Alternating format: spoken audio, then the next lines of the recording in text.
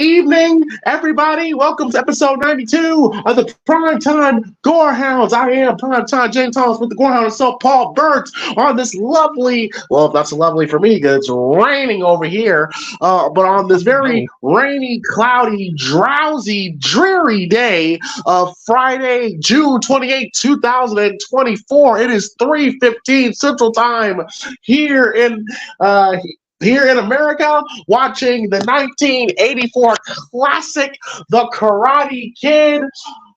Ladies and gentlemen, we are live. I think I totally messed up the ending, the beginning there, but I don't care right now. But yes, we are live. Welcome to episode 92 of the Primetime Gorehounds. Hopefully, everyone's had a great week, to a great start to the weekend. Yes, and tonight we are stepping away from the horror genre, and we are stepping in to one of the greatest coming-of-age films of all time, The Karate Kid from 1984. 46 days ago was its 40th anniversary, and of course, with the final season of Cobra Kai coming out in next month, right? Yeah, next month, and I think it's the first of like 3 separate parts. So it's going to be 5 episodes each. You got this one in July, there's another one in November, and then the last one is sometime early next year. Yes. Okay. Yes. Okay. So yes, I figured, why not? And of course, I expect to hear some Cobra Kai talk in this as well, because Cobra Kai has really expanded upon the Karate Kid lore, and it is definitely everything that I am more than satisfied with what they've done with Cobra Kai. But we're going to start from the very beginning, which is Karate Kid 1984, classic film. But Paul, how are you doing? I'm doing good. It's pretty hot where I am right now. I think the temperature is about 27 degrees out here, so kind of sweating my ass off. But no, it's been good. Just been keeping myself occupied. Me and my sister had a water gun fight because it was hot. So she just finished school and she thought, I want to trash the old school gear. So we just said, all right, let's do a water gun fight. And we had some fun with that. And just getting ready to do some more photography work as well, coming up in next on the 12th is War Crab, and then tomorrow there's another event taking place. It's like the annual Armed Forces Day, so I'm gonna check that out. And then, of course, next week for anyone that's in the UK, it's our general elections coming up. And I'm not a political person at all, but I'll just say this: fuck the Tories. I hope they lose. Yes, I have no clue who that is, but yesterday was our presidential debate. One of the funniest things I've ever seen in my life. Just pure comedy gold. Between all I will say is that Biden looked like a complete utter fool, and Trump was roasting the shit out of Biden. Biden didn't even know it. It was hilarious.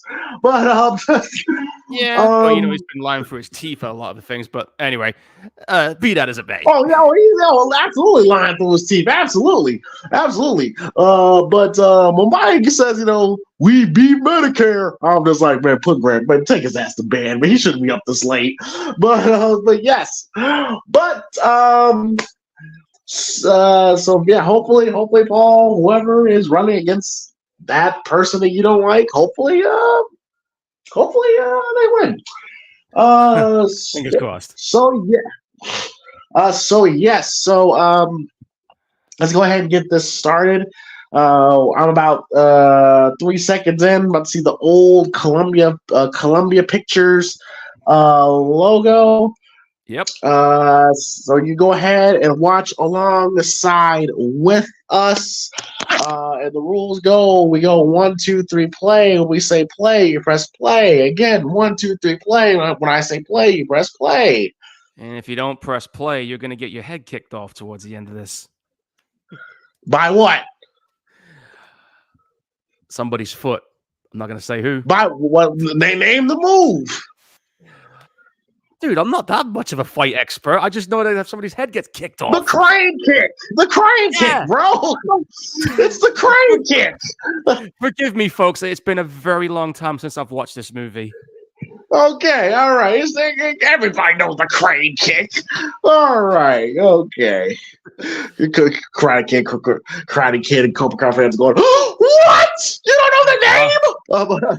I'm old. I'm sorry. Okay, all right. Here we go. And 3, 2, 1, go. And we are in.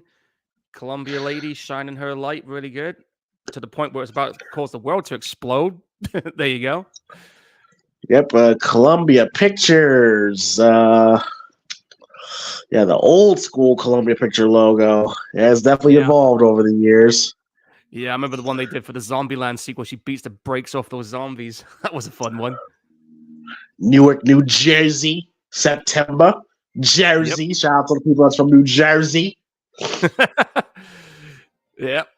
God, I can't believe this movie's 40 years old. It's been that long. And it's directed by the guy that did the Rocky films, I think. Did the very first Rocky. Yep. No, he did. Did Rocky 1 and did Rocky 5, which is that's a hell of a drop off there. Hence why he had to come back and do Balboa number 6, which was arguably, I think, probably the best one in the series. He didn't do Balboa. No, I'm talking about Stallone doing Rocky 6. Oh, Stallone did it. Oh, yeah. He had to come back and kind of erase that era that came out of the 5th one, you know? Yeah. Man, I'll tell you, moving out sucks sometimes. Yeah, that is definitely New Jersey. Like, I actually know some people that's from New Jersey. That looks like a New Jersey neighborhood for sure. Again, shout out to all the Jersey people. I'm sorry. Like, that's literally how they talk, man. Yeah. Holiday Road. Yeah, another classic movie. We got old Danny and his mom driving music by Bill Conti. Another Rocky alumni. Rocky alumni is in this movie. Oh yeah, they're on this one, all right. But yes, we got Danny Danielson and his mom driving from New Jersey to California in the Griswold family truckster. Well, at least they're getting through there without any issues. Oh, wow. It's Grand Canyon, isn't it? That is a Grand Canyon. New Jersey to California. How long would from Newark, New Jersey, and I'm sorry, it's just natural. I'm sorry. From Newark, New Jersey to where do they film? Where do they film? Where do they go to in California? Let me check. I'm gonna find the locations right now. Because they're driving. You know this is a drive. It's definitely a road trip. Okay, film locations. It looks like they go. The Golf and Surf is at Firestone Boulevard in California. Miyagi's house is in San Kangaroos Park in Los Angeles. LaRusso's apartment was Sethcoy Street, Rodeza in California. So most so Paul, do Google Maps and see how long of a drive it is from Newark, New Jersey to California. Okay, hang on. New Jersey to hang on. I believe these apartments are still up. Yeah, they made a reference in Cobra Kai. Yeah. Okay, here we go. From New Jersey to Resda, California, it'll take you. Why did my mode map just disappear? It'll take you 41 hours. It is a 2,778 mile trip. So 41 hours by car. By train, there's no route for train, so you've literally got to drive there. If you're going to go there on a push bike, it'll take you 267 hours. And if you're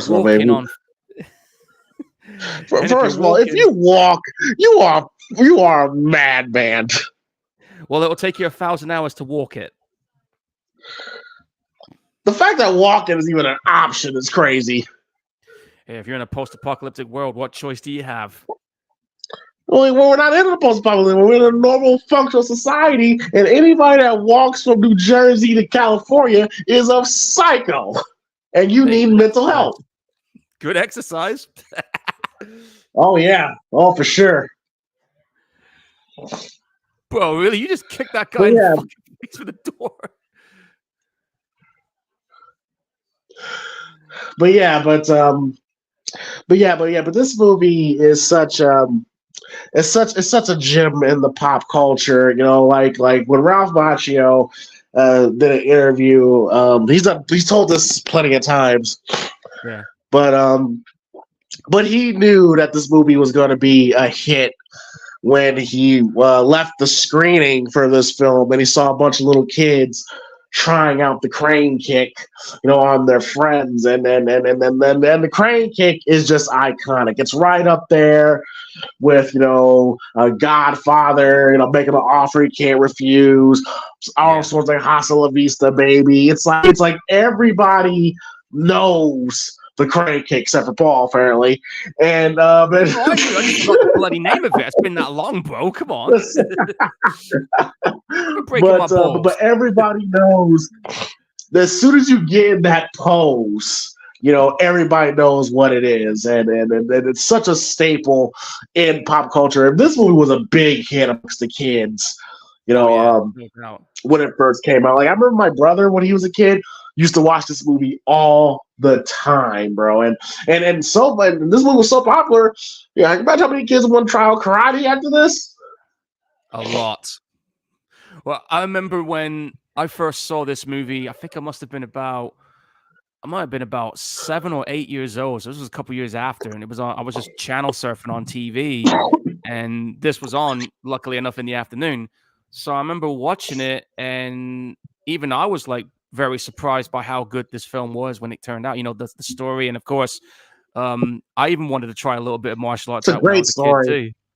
Yeah, I mean, you got a kid who has moved to a different place, and trust me, it's very hard to adjust when you've moved somewhere that you're completely in uncharted territory for.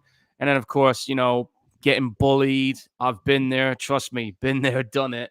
And luckily, someone was able to step up and help him learn to handle him, so he can learn how to defend himself and also gain more confidence in himself. And that's one of the biggest takeaways on this movie for me, is that it gives you that feeling that, what, maybe there is a chance I can, try and build my confidence up this way. And if it works for him, then it worked for me. Oh, look at that lady there. She's gotta be dead by now. Yeah, she's ancient long gone. Here. She must have been about in her 60s or 70s. Keep in mind, this movie's 40 years ago.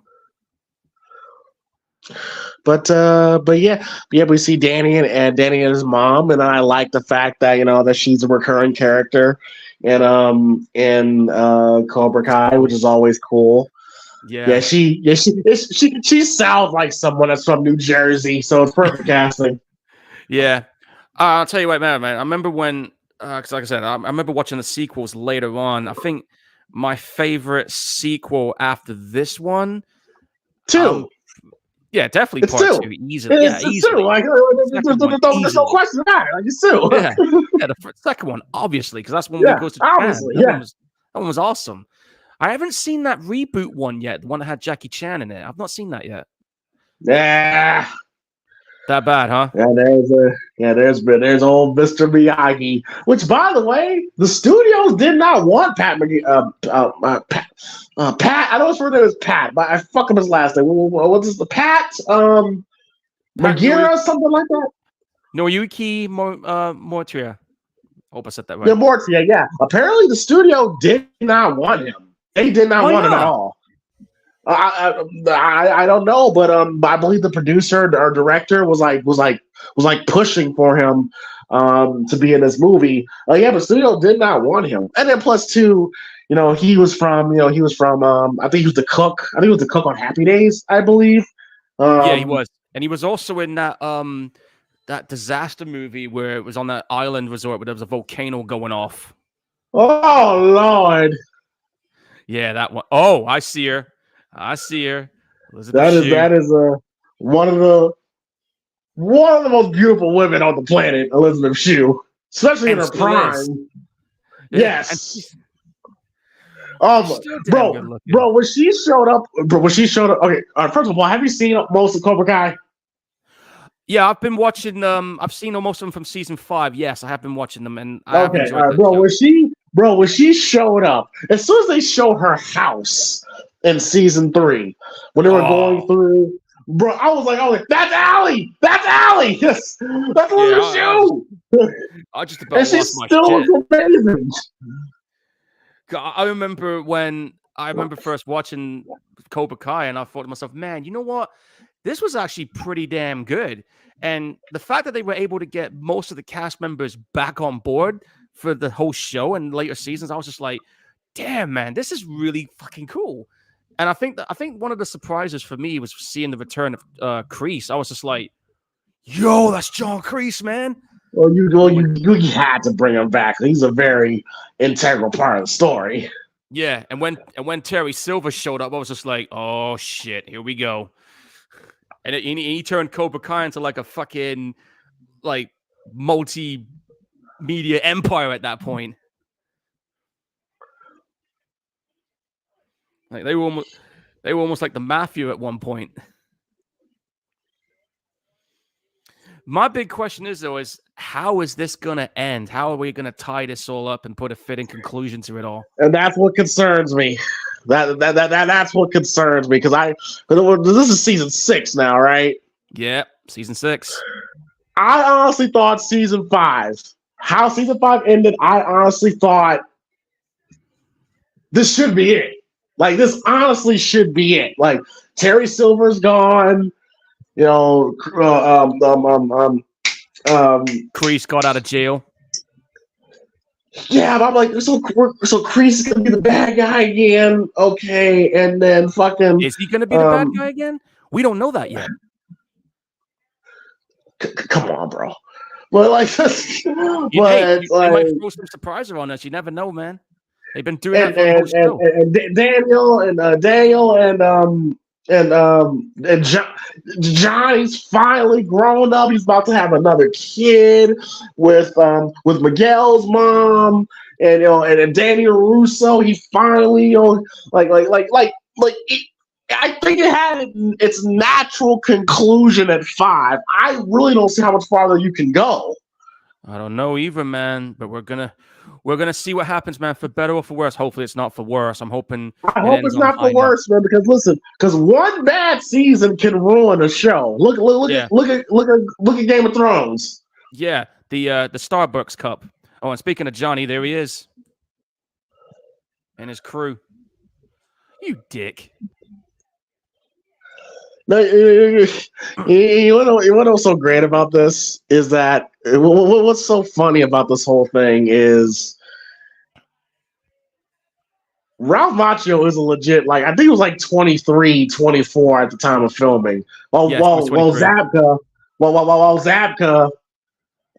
Johnny here was a legit 19 years old. I think Elizabeth Shue was about 18, 19 here. So Ralph Macchio, funny enough, he looks 12, is the oldest guy in the scene. That's the crazy shit about this. It's like, you wouldn't think he's in his 20s looking at him. I didn't think he was in his 20s until I found out later on. I was like, no shit, really? Okay. Oh, you get nice punch, but you're gonna have to do more than that, dude. You're not even, dude. Ooh. Whooped his ass. You get his ass handed to him right there, man. And I will say, I will say this too. Even though I never was a fan of that theory, I did not like that theory of there was a popular YouTube video from like 6-7 years ago, about the theory that Danny was the bully, and pretty much it was they were looking at the Karate Kid from Johnny's point of view, and that was an interesting take. I did not like that, and then now, but that's one of the reasons why I wasn't into Cobra Kai at first, because I was like, damn, so they're gonna make Danny look like the asshole and Johnny the good guy, but because again, it's like you can do that with any movie, right, Paul? We can make a video. We can make a video explaining how Laurie Strode was really the villain, Michael was really the hero. Like, dude, we could probably do a video of that right now if we wanted to. Yeah, we got some stuff. Yeah, like we really could. It's like we really could. You know, it's just like I just never theory videos on YouTube is always like you're clearly just making shit up. Like, yeah, but it seems like there's like no Danny, folks, Daniel's son was not the bully. Okay, he was not the bully. But if you look at it from this perspective, yeah, but it's not the perspective that they're showing us, asshole. No, really. They're just showing you what's happened many years later. This is just basically a continuation. You don't have to deep dive into it. Okay, maybe you can deep dive into it, but just kick back. That's another thing, Paul. That's another thing, Paul. See, that's another thing. You see, we live in a day and age now. We have to put a micro lens on every movie and every scene, that we see. Which back then, in 1984, when this movie came out, nobody was overanalyzing this. We just watched the movie, had fun with it, and just went on with our day. Yeah, exactly. Why can't you just kick back and enjoy the story? I mean, Jesus, man. Oh, and I highly doubt in 1984 when the movie came out. I highly doubt people were asking themselves, "Oh, what did this scene mean? What did that scene mean? What did he mean when he said that?" No, I'm just watching the film and just thinking to myself, man, okay, I just want to see where it goes next. I'm not deep diving in analysis or anything like that. I was just wanted to enjoy a good movie with a good story, and this is what we got. For fuck's sakes, we literally did 28 days later. Like I could probably do a fucking video about how, actually really Jim, Jim was really the villain. The infected are really they're really the good guys in this film. Like what? I would say the people who accidentally let the chimpanzee loose. That's the ones that caused it.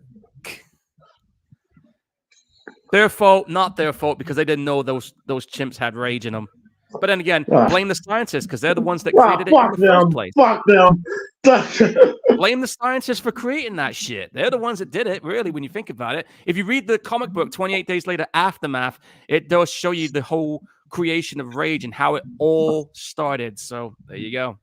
It was originally meant to be some kind of crowd control inhibitor, but didn't work out that way. You gotta love 80s. You gotta love 80s makeup.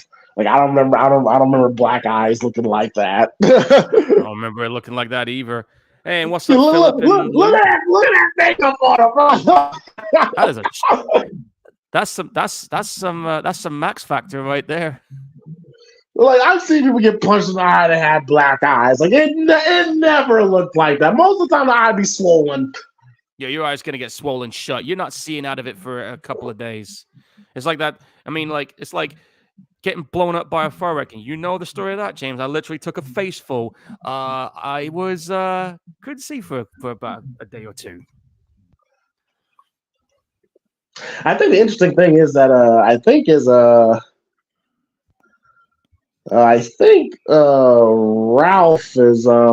Macchio is a legit. I think he's legit from New Jersey. Let me check on his profile. Let me look on that. Like, yeah, you can. I think you can hear his accent, especially in his early career. Like with I think the Outsiders. I think and this you can hear it now. You barely hear it now. He's from Huntington, New York. No, he's from New York. Yeah, he's from New York. Yeah. You can hear his New York accent in his early career. He's 62 now. Jeez. Oh, 62? Oh, I thought he was 80. If he was 80, do you think he's going to be kicking ass like he does? I don't know, man. He was 50. He was 50 in Karate Kid 1. You never know. Oh, listen to this. Next May, we've got a new Karate Kid movie coming out. Ralph is in it. and Jackie Chan is in it. This looks like a crossover See, that's my of problem. That's my problem. two of That's them. my problem. Like there, what more can we do? Like that's what I'm scared of. Like, how far can we go? Like, you don't want to listen. I understand there's a fan base out there that wants more, more, more. I understand that. That's great. But I'm all about quantity instead of. I'm all about quality instead of quantity. Okay. Yeah. At least take a break for a little while before you make another one. I'm just like, cause I'm just like, damn, like that's the one thing I'm scared about this last Cobra Kai. Like, if they could screw this up and it could ruin the whole show. How the show ends, it's going to depend on if the whole thing was a hit or not. You trust me, like the series from now, how the show ends is very important. Yeah, because after this, that's it. You can't go back.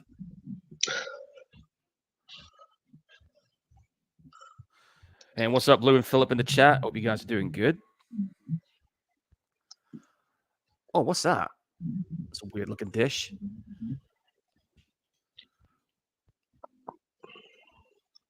I'll take the hot dogs, but and I love what the one and only time that Allie here was in the Cobra Kai story was because even though it wasn't intentional, but she is the reason why the beef between Danny and Johnny, like she is the reason, right?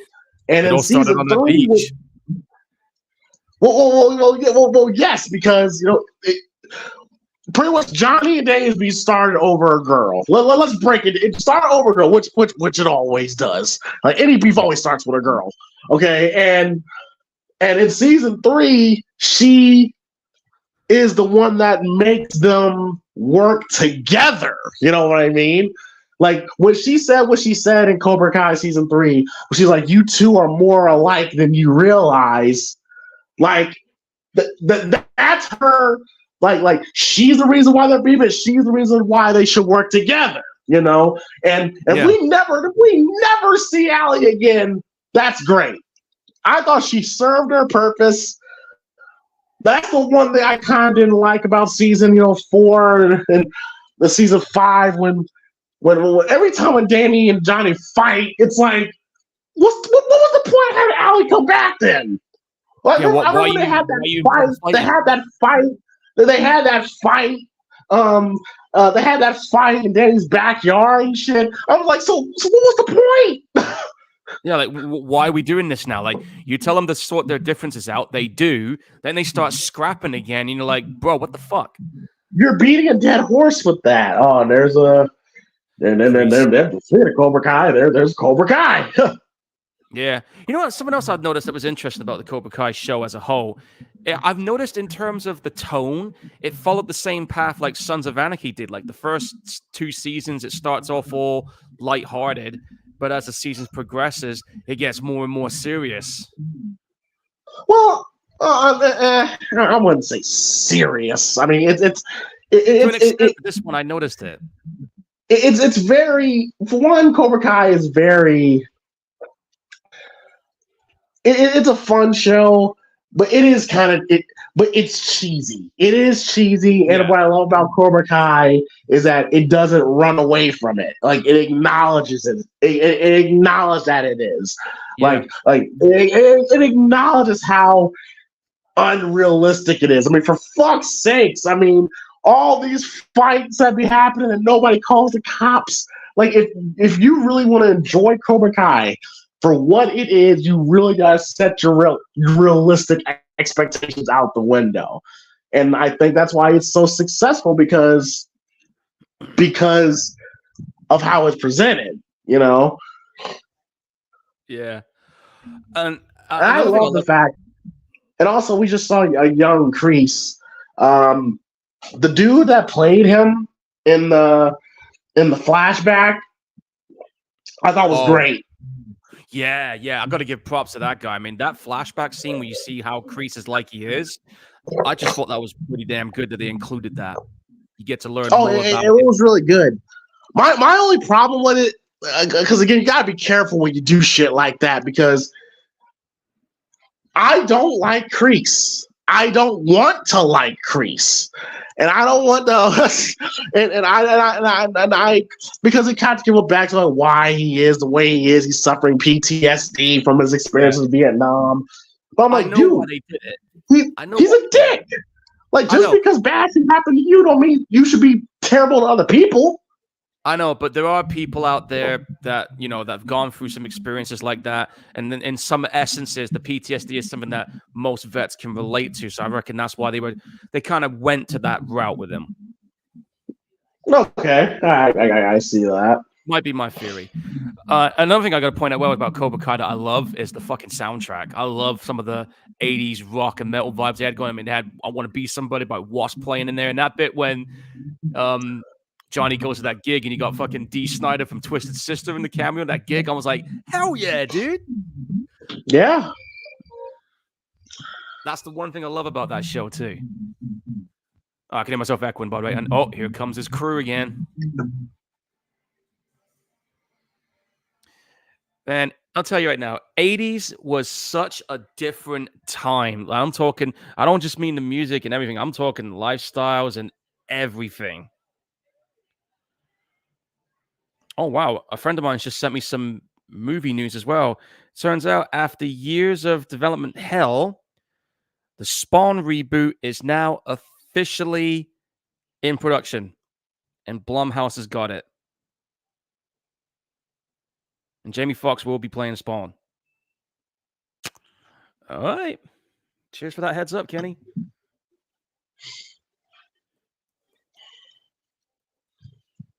But the score for this movie is great too. You know, again, you got the Bill Conti score. You got the song, "Cruel Summer," cruel summer. And you got, and of course you got, "You're the best around. Nothing that'll ever bring you down." Like it's. I remember that being on South Park as well. Oh, it's such a great song. It's a great song. It's a classic. There's no denying it, you know? Dan's pissed off. I don't blame him. He just wants to go back to Jersey. I don't blame him at this point. I mean, I'd be the same way too. Like, if I'm getting fucking shit on like that, I'm like, nah, I just want to go back home. Fuck this place. I'd be the same. I want to go back to Jersey. Yeah, because he was somebody back there, you know? At the moment. But yeah, it says here that when you were saying about his age, yeah, he was 22 during the film of this. Some cast members did not believe him when they asked about his age. So some of the cast members thinking, "You're not 22." They didn't believe it. Some of the cast members. No, because Ralph looks 3 years old here. That's why. Yeah. That's just wild. Like, bro, by the time Karate Kid 3, like, he was already like, what? He was already like 31, 32 by the time he filmed Karate Kid. He looked 18. Man, when the hell did like Ralph Macchio's genetics is crazy. That's wild, dude. Right, yeah, Karate Kid came out in 84, and then part 3, because you were talking about his age, he was 22 when he did this. So 22? Yeah, he was 22 when he did this one. Literally 22. Oh, okay. I heard he was 40. Okay. I can't tell with this dude. That's a running joke on the night, folks. I'm telling you, I'm just saying. I got more coming. But keep going. Yeah. Right. Hang on.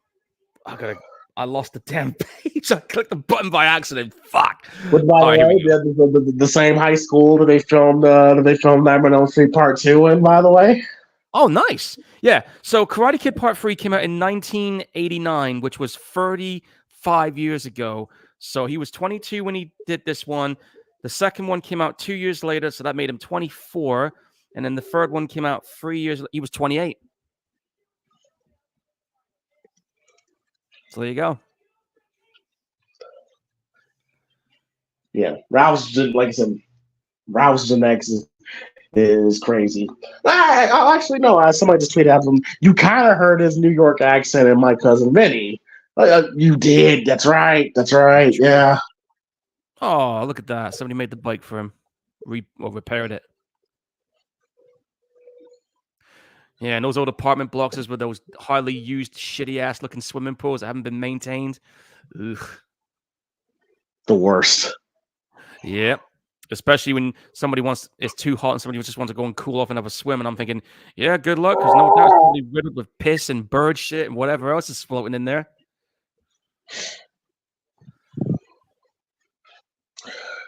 Yeah, Mr. Miyagi. Pat Morgira, I believe he was nominated. He was nominated for an Oscar for this movie. Yes, he was. He was. This film got a nomination for Best Supporting Actor, and that was the award he was nodded for. Got nominated, but he didn't win it.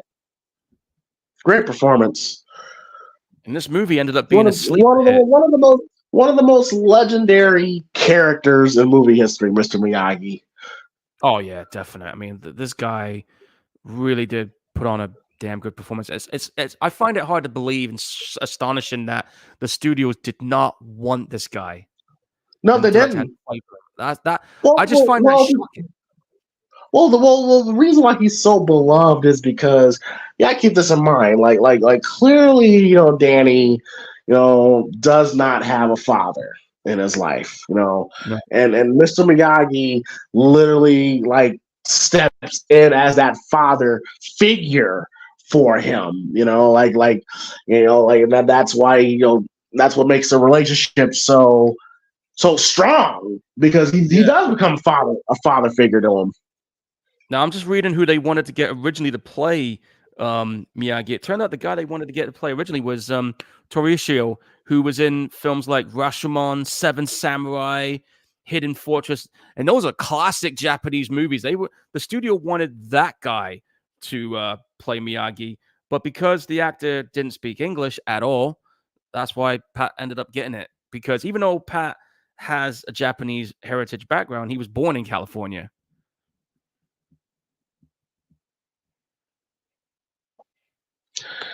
Yeah, having Danny cut the bonsai tree, which he has continued on doing to this very day.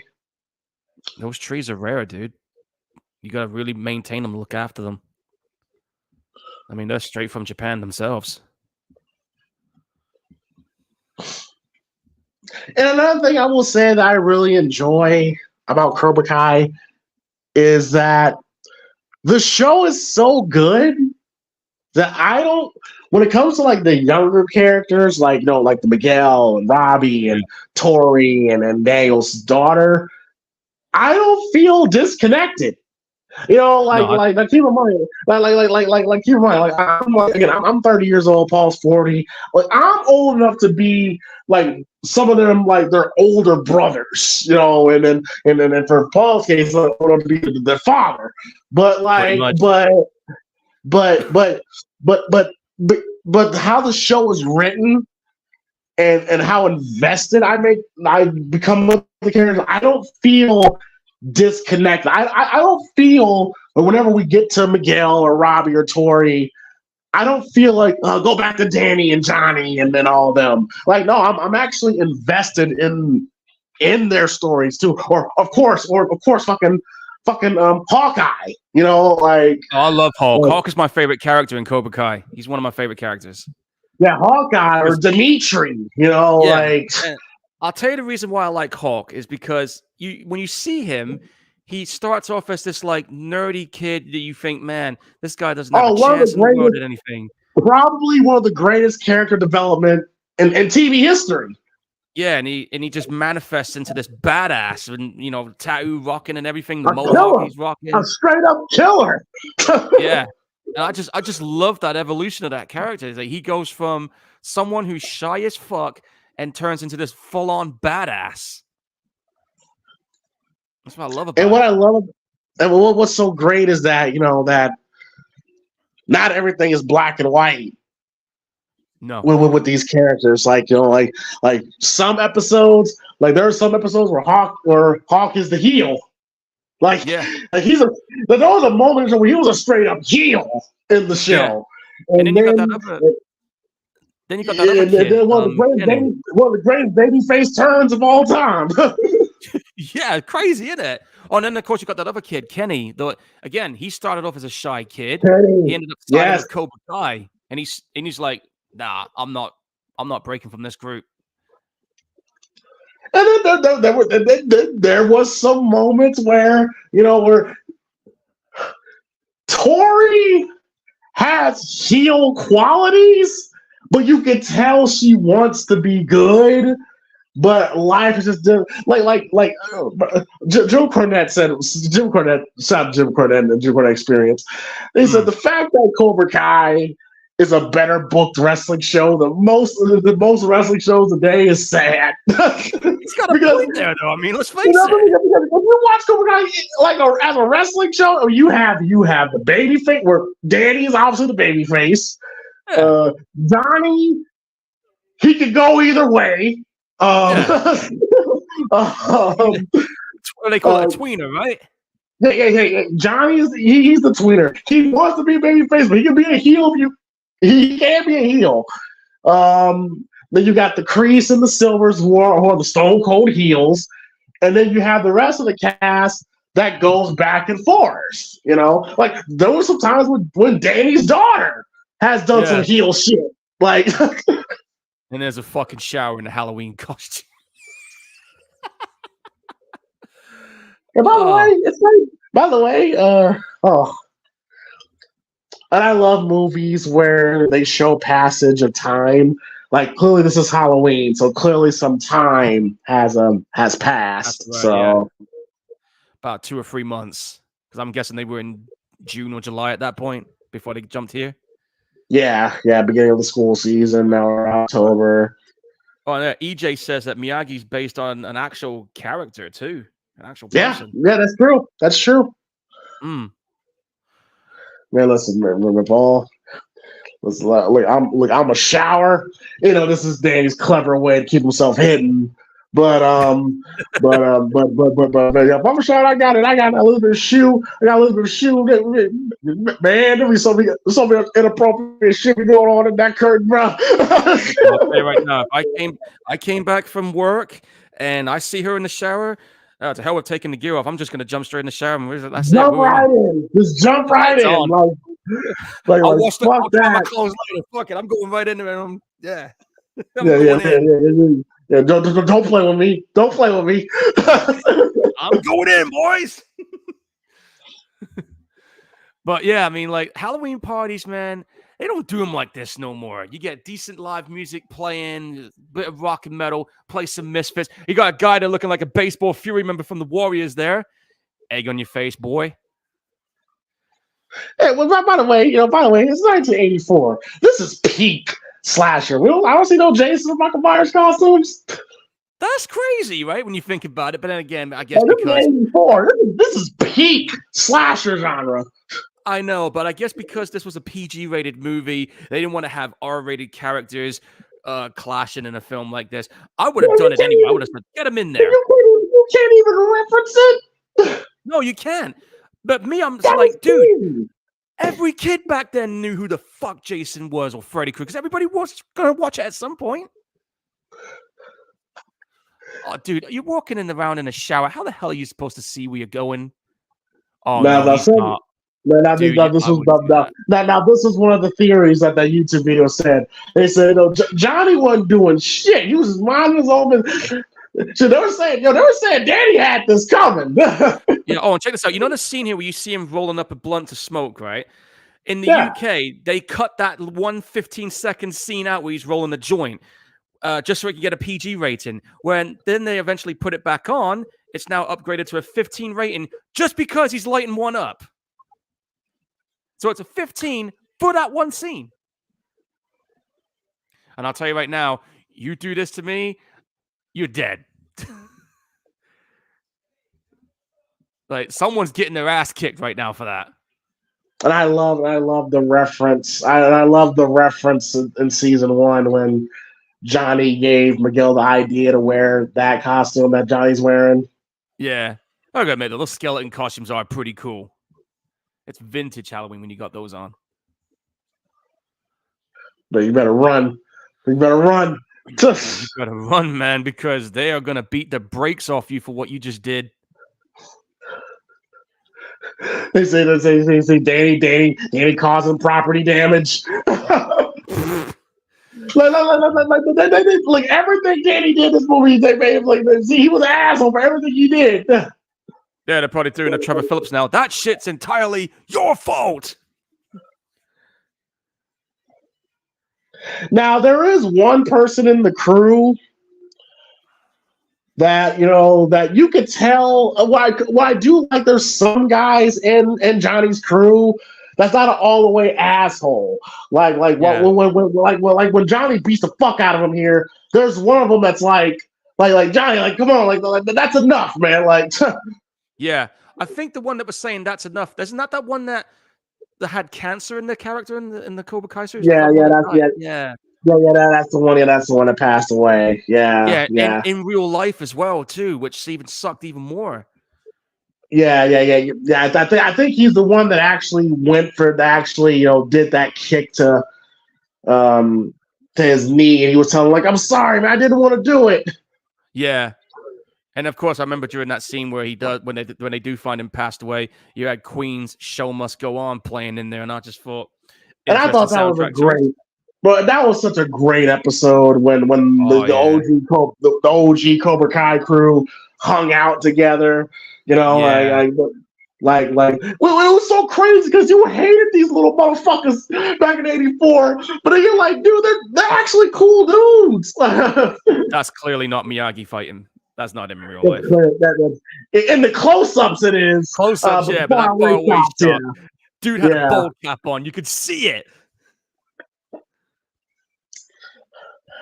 But yeah, that was such a great episode with the OG Cobra Kai team hanging out, and then one of them passing away like shortly after the release of the season. Yeah, definitely. It was definitely one of my top 3 episodes of the whole show. Absolutely, just absolutely. Such a And that's the one thing I will give Cobra Kai. Like it has treated the lore and the legacy of the Karate Kid, especially the first 3, with great respect. Oh yeah, no doubt. Like they had to, because the Karate Kid movie is such a beloved movie, and if you're gonna make a TV show, you better make damn sure that you respect its roots and not shit on it, because you're gonna anger a lot of longtime fans and new ones that's just discovering it. Well, I'm sure Ralph and and William has had heavy hands in the creative process of the show. Yeah, definite. I mean, like if he had to be involved in it, because the show, no way in hell would have been as authentic as it was if they didn't give him that kind of creative control to keep it in the roots of what it was. Because if you had someone else producing it and it just him acting it, it probably would have been not nearly as good as what we got from it. Yep, hangover after an ass whooping. It's like getting drunk. You wake up with a splitting ass headache. And I think like Ralph legit took a legit shot to the chin with a kick. He did. I did look into the trivia stuff. Yeah, he actually did take that shot to the face.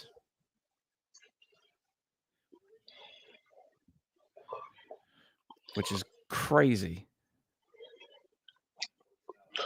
Yeah, this is when he's gonna start teaching him, and I love how Miyagi teaches Danny. Like it's so, you think it's such bullshit, but there was a reason why wax on, wax off. Like they're like him cleaning the floors and white and cleaning his car. Like that's, you would think like what the fuck, but then you learn that there's a reason why he's having you do that. Yeah, it's like solidity and self-control. You got to learn how to use those kind of disciplines, like dedicate yourself to a thing that you got to work on. You work on and that. Also too, he's teaching him he's teaching him about life. Like Danny is going into karate just to fuck those guys up. But Pretty much. Miyagi was like, no, like that's not the way to go. Like, No, that's not the way to do it. Most people, when they join karate classes, most people do it because they just want to beat the shit out of someone, or they think they're badasses when it, but they don't learn the core principles of why somebody would do it in the the first place. principles and the spirituality that comes with it. Yes. Exactly, yeah. Because I've thought about trying to do, like I said, I tried to do a bit of karate myself. I don't know why I dropped out of it, but back then it was just a case of, at the time I enjoyed it, and I guess for some reason I just kind of dropped out. I guess it's because of my autism and like attention span and stuff. But I did later on when I grew up, I kind of understood some of the stuff that they were teaching as well, especially when rewatching this again a while back and now watching it again. It's kind of reminded me at that time.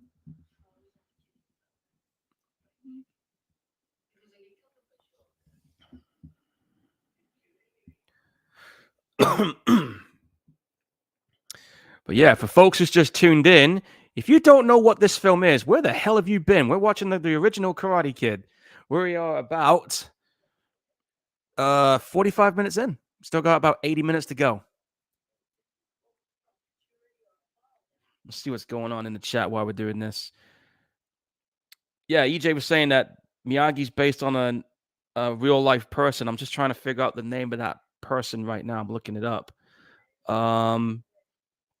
Give me a second. I probably might say this name wrong, but yeah, the character was heavily influenced by a real life karate master called Fumio Demura. Let me spell it in case I get it wrong. It's Fumio Demura. He spent a lot of time with the person who doubled for him. So that person you saw during that fight scene where he was beating the shit out of Johnny and his crew, that was the actual guy that we were talking about. He doubled for him for the fight scenes and translated not only his attitude towards martial arts to the character, but also the mannerisms and his speech. So Pat really completely immersed himself in portraying this and the teachings of what that guy was doing in real life too. So that's where a lot of the influences for his character came from. I love that. I love that. Karate here, head. Karate here, heart. Never here, which is the belt. That's right. It's not about winning championships or belts. It's just about, the heart and the mind. Putting your heart and mind into it. And of course, your soul. Passion. It takes a lot of dedication. And if you can master that, you can master anything.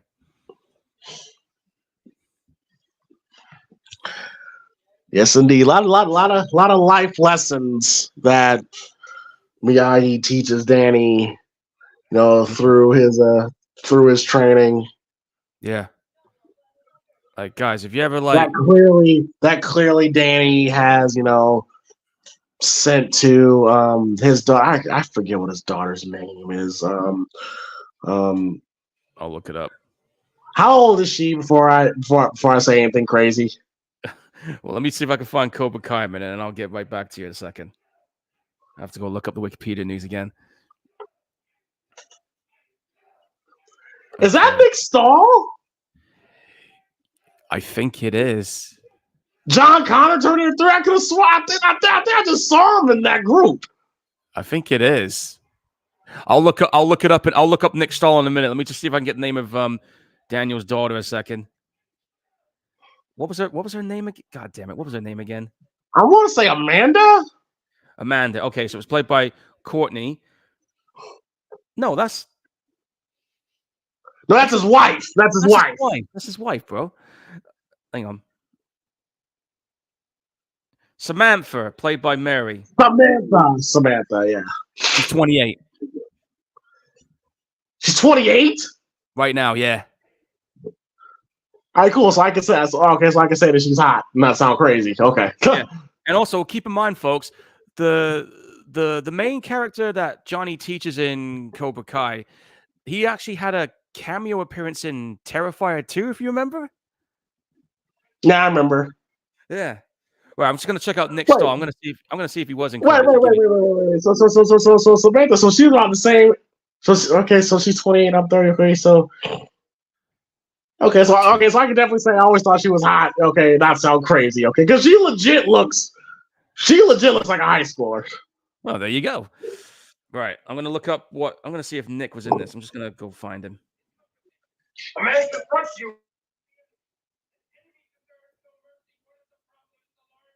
Now, if you look at John Kreese's way of teaching, it's about destroying the enemy at all costs. So he's teaching them martial arts, but he's also throwing in that military training as well, which can be a pretty deadly combination if used in a certain way. All right, Nick Stahl. I'm gonna look this up.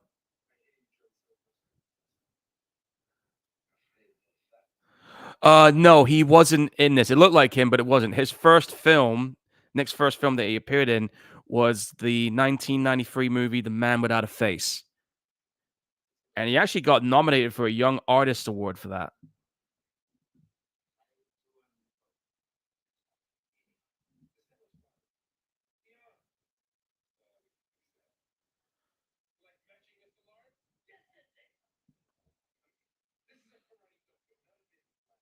Uh-oh. Clash of ideals right here in this scene.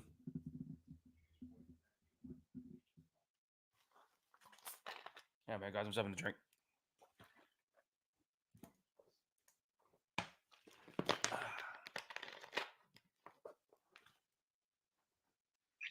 The All Valley Tournament. Yep. And that becomes a focal point in the TV show as well, because I remember when... Very focal point, yep. Yeah, because when they were saying about bringing the Cobra Kai back into it, Daniel was like, no, fuck that. We are not bringing this group in this tournament. No way. He spent all this time trying to outlaw the outfit.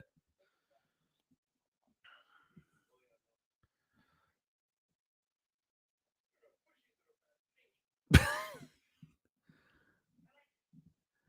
crazy. Also, this guy that's playing the guy that's playing Kreese, he's been in a couple other films that we remember from back in the day too. Yeah, Martin Cove, yeah. Yeah, he was in Rambo 2.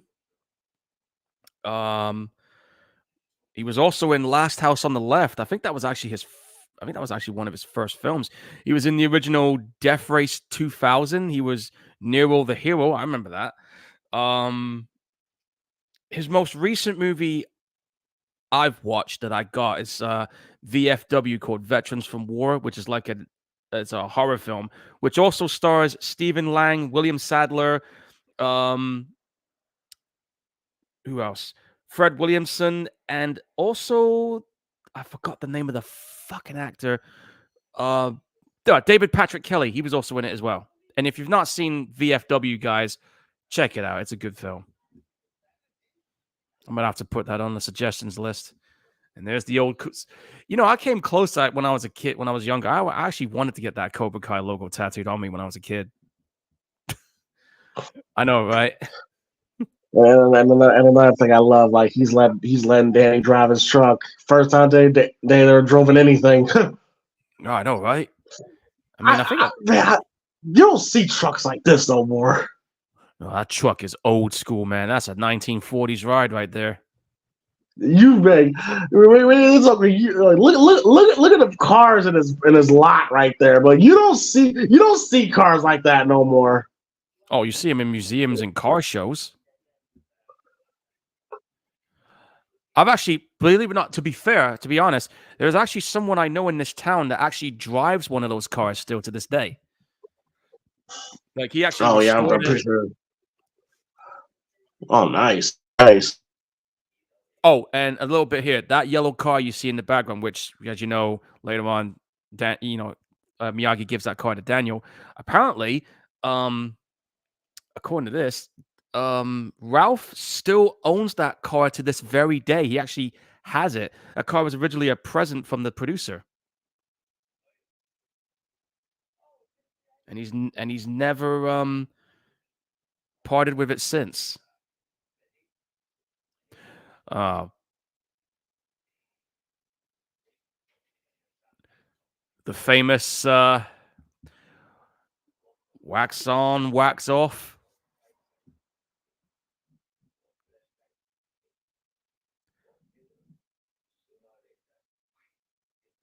But yeah, that car that you're looking at is a 1948 Ford Super Deluxe. So that's vintage right there.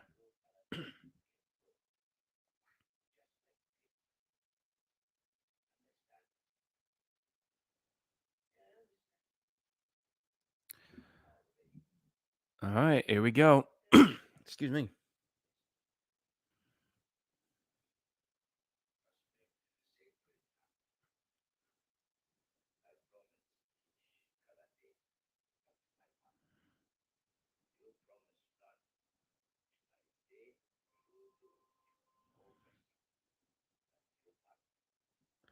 Oh my God, I'm just typing in something.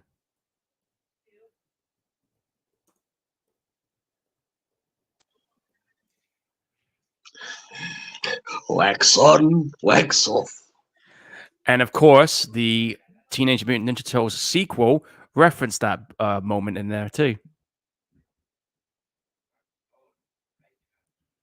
So this scene has been referenced and parodied half a dozen times. But it's a classic, that's why.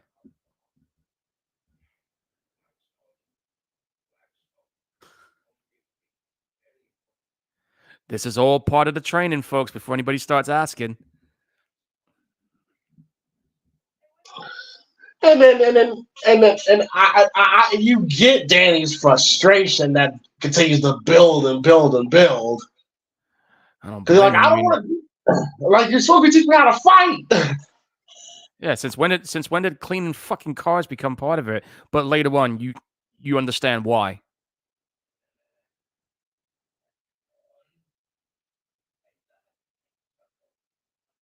And the certain ways he's telling you how to clean it and shit. Yeah, there's no shortcut in this.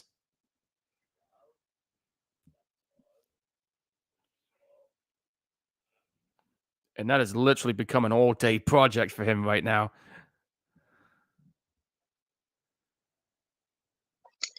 Have you ever like hand cleaned someone's car? That shit is a project. Oh, yeah, no doubt. But I'd be more than happy to try and clean one of them cars because those cars are vintage.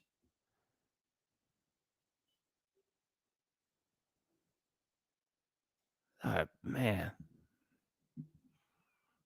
Call me crazy, but I'd like to have a car like that and also the Hemi Cuda. You know which film we're talking about there.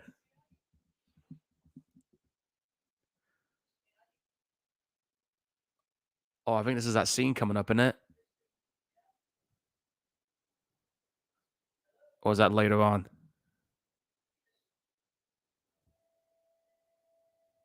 Oh, no, I think it's later on.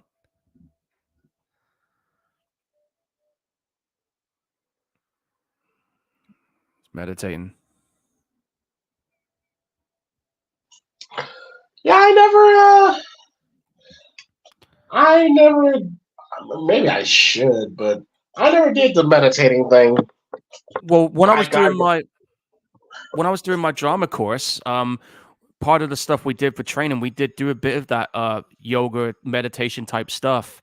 And when applied properly, dude, trust me, it's pretty damn relaxing. Like any tensions you have in your body or whatever, or any stress you have, it for a moment it relieves you of that, man. And you feel different afterwards. So I would say, dude, definitely give it a shot and then see how you feel later on. Where are you at now, Paul? I am at the part where Daniel just talks shit to Johnny, and you want me to pause 58-21? Yeah, let me check that. 58, 41, 42, yeah. I think it's like you're saying, all right, he sees, he's talking shit. Yeah, he's talking shit. He's talking shit. Yep. With 58-30.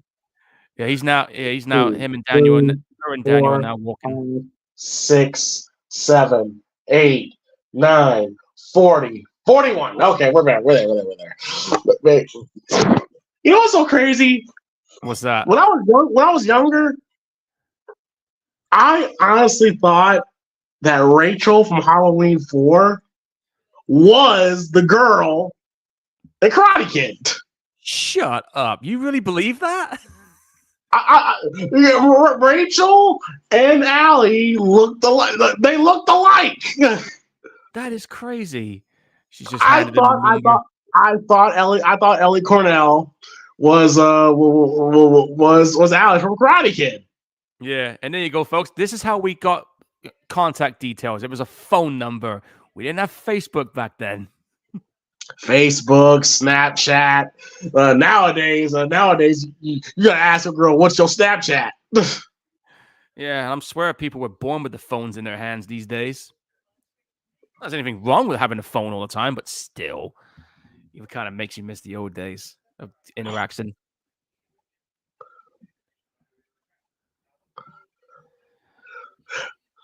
Teachers The walking off. the dude with the blonde hair, the bleach blonde hair, Dutch, I believe his name. Dutch. Yeah, he's the one. He's the one person in the crew. I'm just like, okay, that dude's gonna be a fucking serial killer. Didn't they say that he was like in jail in Cobra Kai? I don't know. I'm gonna look up the character of Dutch, see what happened to him. Give me a second. Like his character, like the reason why they didn't bring him back for the show because they knew character wise that dude was gonna be a psychopath. Yeah, he had an Easter egg that appeared in season 3 of Cobra Kai, but as far as actually being in it, I don't think he was in there. No, but he was referenced. I think they said his character was like in jail. Yeah, he ended up inside. So, how did that work out for him? Shit! I'd be embarrassed. I'll be like, man, I bust my ass for all this training. Now I'm inside. Okay. No. Fuck all that. Look, fuck all that. I'd be embarrassed that okay. I'm about to take my girlfriend on a date here. Oh, okay. I was talking about someone else. To this rich ass neighborhood, and then my mom gonna drive us. Oh, I'd be embarrassed. Mom's concerned. I don't blame her, but still, I'm just like, no, I want to get there myself. Relax. But I don't blame her because I mean, let's face it, he's had quite an ass whooping since he's been here. Hello, nice to meet you. Are you going to Yeah, but that house right there. Like when I saw that house in season 3, I'm like, they're about to show us Allie. Man, I bet that house is nice inside.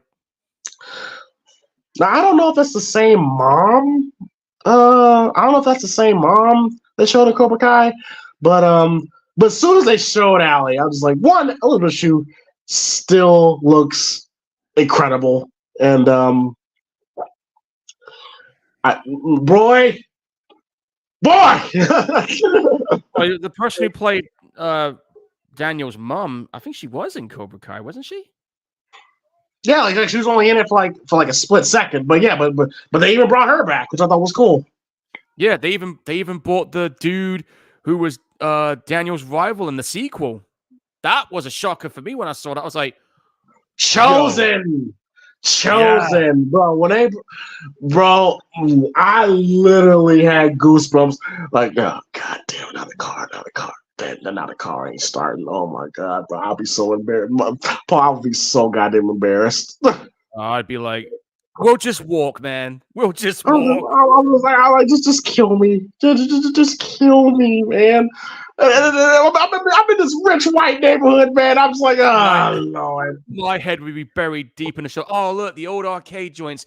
God, I miss those places. Oh, actually, no, we got a new one that just got built recently. But, man, the old school days of just walking into an arcade joint with a couple of quarters and playing your favorite arcade game, that was the fucking life, man. Which, by the way, this was referenced in Cobra Kai. This is where Johnny and what I kind of didn't like that because I was like, because I remember when they went on that date, and then I was like, oh, why go to the place that her and Danny went to? But okay, I thought that was a little. It's a throwback. Oh man, those boat things. I've been on those and those F1 kart things. I used to win quite a lot on those. I was quite the race car driver back in my day as a kid. Yeah, she has such a beautiful smile, dog. Man. Yeah, trampolines, man. I used to get good exercise on those trampolines. Oh, the old photo booths. The drag. The fucking not drag racing. Fucking race car. F1. Like, Yeah, the race cars, man. oh, that was so fun. I might be ahead of you, so I've just paused it where they've just come out of the photo booth looking at the photos. Let me know when you get there. Photo booths, yes. Yeah. Yeah, I know. Okay, I'm gonna wait a few seconds and I'm gonna hit play. Right. But yeah, man, those old photo booths, you sit there and those things just fry your eyeballs, and you're like, oh fuck. Oh, the slush puppy cold drinks. I remember those. God, man. James, would it be too much to ask to have this kind of life again back in the day? It's a life we're never gonna get again, man. We're And never gonna get this again. And you know what sucks? 1984, I was just born at this point. Oh. Yeah, we're never gonna get this again. No, we're not. Maybe in the afterlife, but not right now.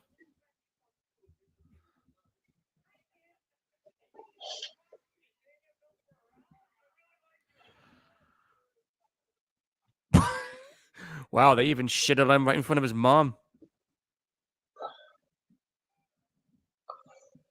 Bro, dude, I'm not getting in that wife beater car, man. Forget it. I'm not getting in that shit. Fucking. Ah. Hey, Clark Griswold wants his car back.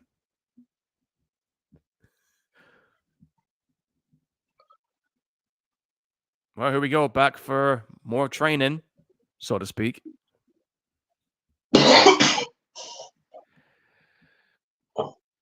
I know it's a choke. It's gasping. I know. Yeah. Fuck. Oh man. Didn't they use this place again in Cobra Kai? Because I'm sure it's the same joint I remember seeing on here. I'm certain they did. Because I think, stop me if I'm wrong, when Daniel got older, I think he bought this place after Miyagi passed on. Yeah, he bought it. Yeah, he bought it. Yeah, he bought it. Yeah.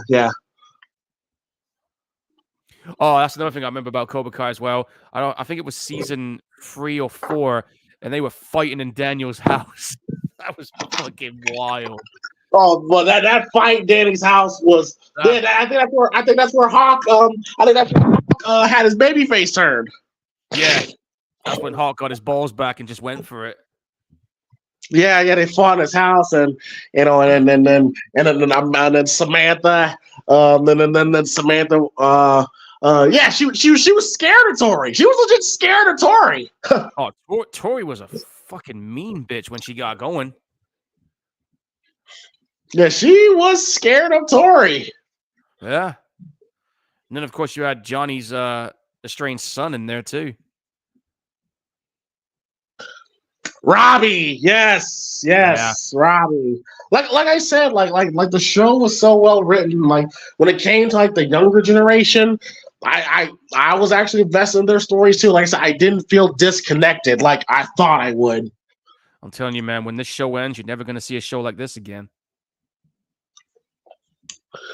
No.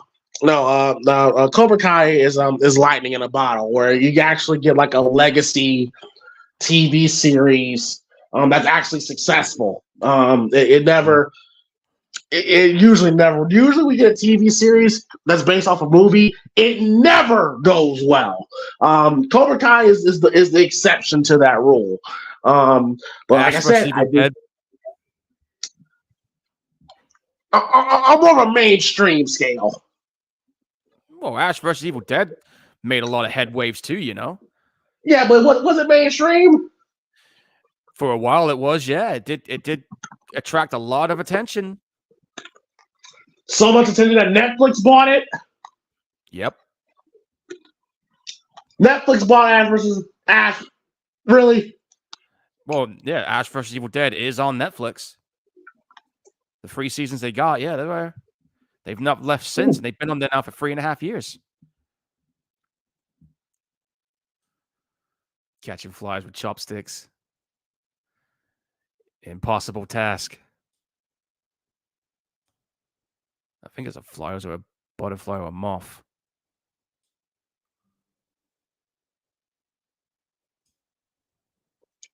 I don't think that happens here, but I love how Miyagi gets mad. He's like beginner's luck. Because he's trying to catch it, but Daniel was able to catch it. And he's like, really?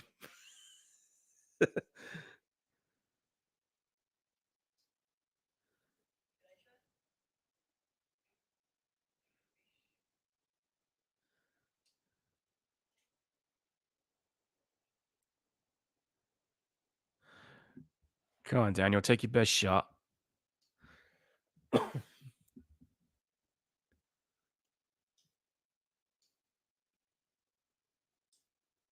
Dude, that's a fly on a wire. Yeah, that's the one thing that kind of sucks. The one thing that kind of sucks about watching older movies and high definition, high def TV. You get to see things that you should not be seeing. Yes, this is true, man. When you got yourself a 4K 60-inch and it's remastered, yeah, especially if you're watching it on 4K and Blu-ray, that's one of the disadvantages of watching an old film in a restored, remastered format. You get to see a lot of the behind the scenes magic on display.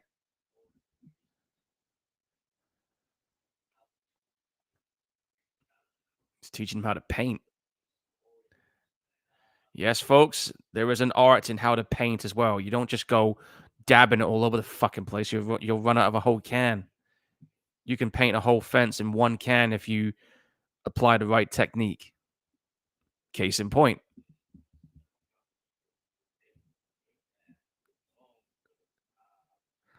I'm just seeing if there's any more trivia I can find for this.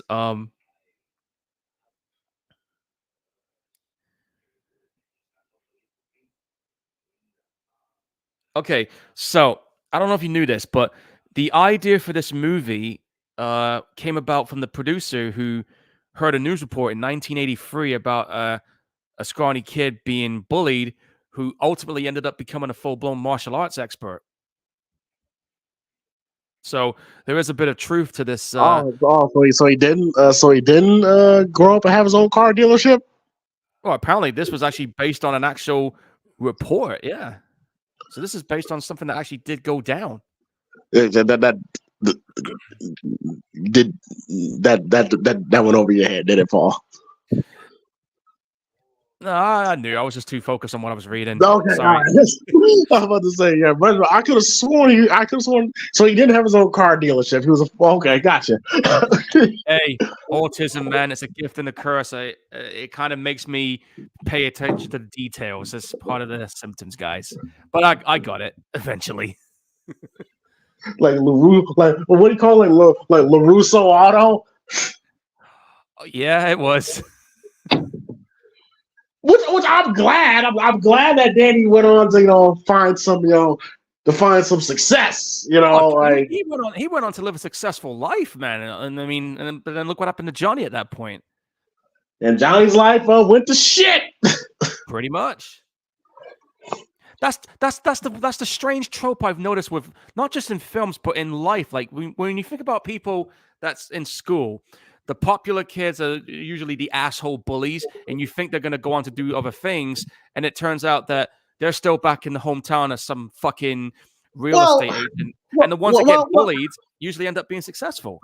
Well, I mean, in Johnny's case, like there was he may be an asshole. Yes, he is absolutely. But deep down, there's a good dude in there. It's just circumstances, that he was around, just kind of in like for those that did not watch Cobra Kai, you learn that Johnny came from an abused household. Yeah. And Cobra Kai, the Cobra Kai, Gave the him that group. escape. Right. Like that was like legit his family. That was like legit all he had. Yeah. So And I'm not saying all bullies were like that. I'm just saying that some of them ended up being that way because of the circumstances, like you just pointed out with Johnny. That's usually the case with some people. Some people are right. able to turn it. Some people are able to turn it around, but some people just can't escape it. But yes, but like I said, if you follow the story of Johnny, you learn, that the Cobra Kai was literally all he had. Like being the karate champion, Yeah. being karate champion was everything to him. It was everything. So when he lost, because keep in mind too, Karate Kid does not end at just the first Karate Kid. Like you see the aftermath at the beginning of Karate Kid too. Yes, I remember that. When Kreese pretty much disowns Johnny. Oh, he wrecked his trophy and everything. Right, exactly. So, like, which was funny enough because they said the beginning Karate Kid 2 was going to be the original ending of the first Karate Kid, which I'm glad it wasn't. Yeah. But so when Johnny now he lost the karate championship. He lost the respect of his sensei. He probably lost the respect of all of his peers. He lost everything. And then the show tells that he went on to have a downward spiral after that. Like he, got a kid out of wedlock who was never in Robbie's life, all that stuff. And when you think about it, this whole thing with Cobra Kai is like a redemption arc for Johnny, as well as it is a redemption arc. And it absolutely is a redemption arc. Now, keep in mind, Johnny still has dickhead ways about him, where you have little moments where you're reminded of that little asshole the first movie, but you get it, you understand it now. Yeah, you now finally realize why he ended up being this way and what he's trying to do to try and get back on track. Hell, even in this film, where the first time we see Johnny, he's talking to his friends. He said he's gonna try to be a better person. Dude, like when the dude offers some weed, he turns it down. Like there's a good guy in there. Yeah, it's just like there is a bit of good in him, but it's just that he doesn't show it much because I guess in his mind, because Kreese instilled in him, showing a bit of goodness is like weakness. You can't show it's that. weakness. Yes, it's weakness. Exactly. Yeah, the whole kindness is mistaken for weakness. Yeah, that's the whole thing. Yeah, exactly. And most people don't want to show that because no mercy. Yeah. So he has to put on this facade that he's Billy Badass, and that's not really the case with him. And I gotta say this too: the fact that what I love is that I just love how they've made Johnny so un-PC in Cobra Kai. Oh, that was one of the things I loved about his character in this. That he didn't give a fuck. Because like what I love about, especially in the early seasons, it's like his mind still thinks he's in the 80s. So so he's still driving the same car, listening to the same music. Like he still thinks he's in 1984, and he that's why I was so shocked. I was like, wow, like this is get any show canceled. But I love how they made Johnny so on PC. I'm like, God, you can still do it. Great. I like that bit where he's in the bar talking to Dan, and the bar owner's like, "Hey, you done with that?" And Johnny's like, "Shut the fuck up. We're busy talking here." Like I was laughing my ass off when I saw that because he still had that attitude when in the right circumstance.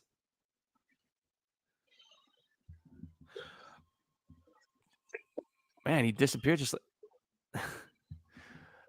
Man, I gotta admit, that is a really nice garden. I have to admit it. I could sit there all day and, just be peaceful. Or even sitting at the beach like that. I like these kind of things.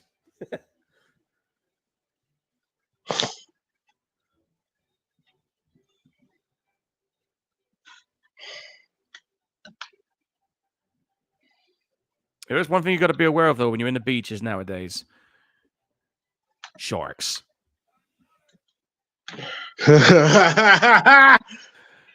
Balance in the water. Hey, good luck with that. Especially when those waves bloody hit you.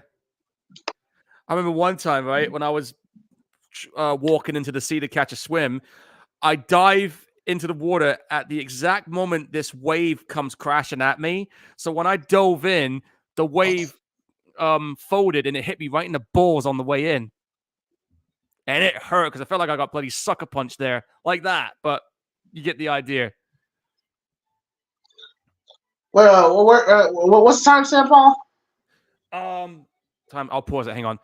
I am an hour and 17 seconds. He's getting his ass handed to him by those waves. 19 what? 17? Yeah, 1:19:07. Yeah, for some reason I was like a full minute ahead of you. Give me a second. Oh, you ahead of me? Yeah, this is when. Yeah, I remember this scene. Like he sees Miyagi doing the crane kick on the logs. Yeah, I gotta get to that part. Hang on, let me fast forward. No, just give me a second. Like I'm on. Like I say, it's storming and raining here, so it's causing my shit to. Okay, here we go. 1904, 1905. Fuck! Oh yeah, I see Okay. him. He's doing the crane kick on the pillar. I see it now. Yes, just give me a second, folks. All right, I'll pause it. I'm at the part where Daniel is we've just seen Miyagi do the crane kick, and there's a close up of Daniel right now. All right, 1911, 1912, 1913, 1914, 1915, 1916, 17, 18, 19. Oh my God! Hang on. When you see a close up of Daniel after the crane kick, let me know. It just fucking. I know, bad weather. Streaming. Yeah, it's just that circle of death. Oh fuck! I hate that. That's usually bad internet reception. That's clearly not Pat on that shit. Well, it is when mine kicks off. I mean, when I'm watching stuff on streaming platforms, it's fine, but when the internet goes, I'm at 1950. All right, I'm at 1941. Let me see. Now I'll pause. All right. And I'm in 1957, and Danny got a confused look on his face. 2, 3, 4, 5, 6, 7. All right. All right, we're good.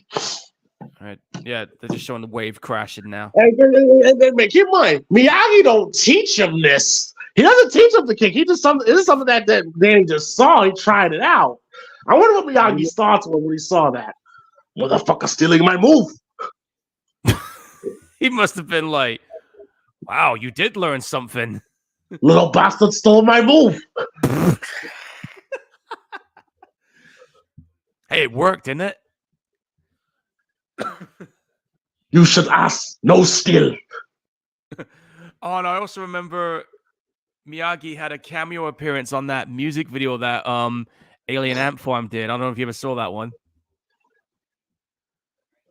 They did a bit of a Karate Kid reference on the music video. No, I don't remember that. Let me find it. Hang on, I'll see if I can find it. I gotta remember the name of the fucking song. It's an old one. Damn, he just shit. That's gangster. Jesus, those beer bottles, man. And that's gonna come into play in the Karate Kid 2. When Karate Kid 2 it literally is the most badass of the Karate Kid. Like, bro, the fight with him and Chosen is the most badass fight in the Karate Kid series. Dude, that fight between him and Chosen, man. And the thing about that fight, they literally fought. They fought to the death. To the death. Chosen was ready to kill this kid. He was ready to kill him, man. That's why Karate Kid 3 pisses me off. Because I don't hate Karate Kid 3, but my part of Karate Kid 3 was that how much they made Danny such a pussy. Like, again, this man fought Chosen to the death, right? Yeah. And then he acts like a pussy when it comes to Mike Barnes. when it comes to Mike Barnes, right? And the only reason why he beat Mike Barnes is because of a lucky punch. Oh, fuck out of here. Who the hell wrote the screenplay for Karate Kid? I'm going to find out who wrote the script. Yeah, Karate Kid, I did not like that at all. All right. It's not the director's fault, because I know they had the director come back to do part 3. It was written by Robert Mark Carmen. That's who wrote the script for part 3. So, his fault. And what's fucked up too is that when you look at the box office numbers, I'm gonna tell you the box office numbers for each film. Okay, so the first one, as I said, was a sleeper hit. The budget was $8 million, but this film went on to make $130 million straight up. Mm-hmm. So you got that one. Karate Kid Part 2, which was 2 years later, best sequel after this one. I might add, people. Budget was $12 million, but ironically enough, still went on to make $130 million. But wait a minute, Part 2 was written by the same guy who did Part 3. So what the fuck was he thinking? Well, Rick Rosenthal directed Halloween 2, and he directed Halloween Resurrection. So hey, shit happens. He wrote the script for this one as well. So,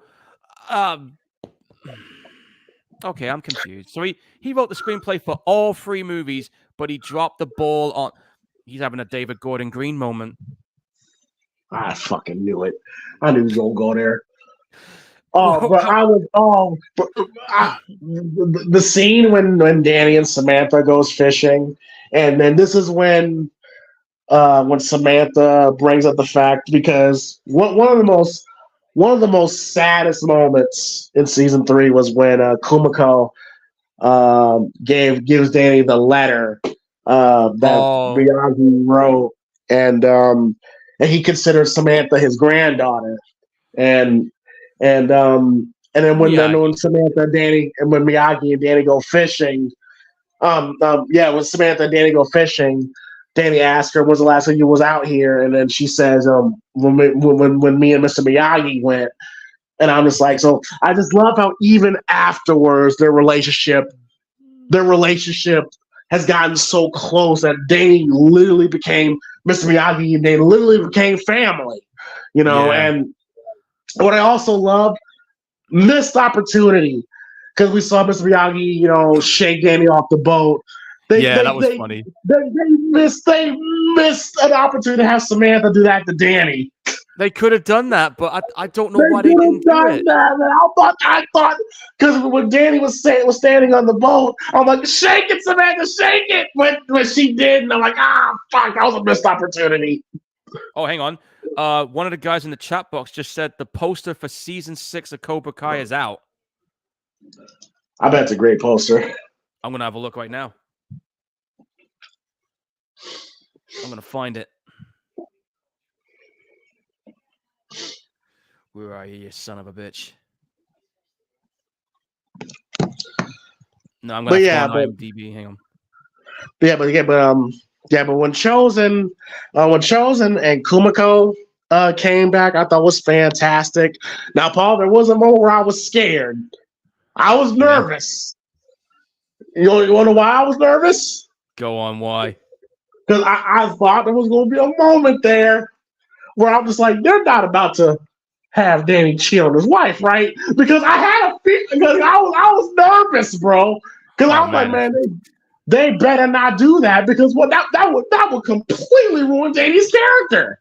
No doubt about it. Oh, by the way, James, here is the poster for Cobra Kai 6. You ready? There you go. July 18th.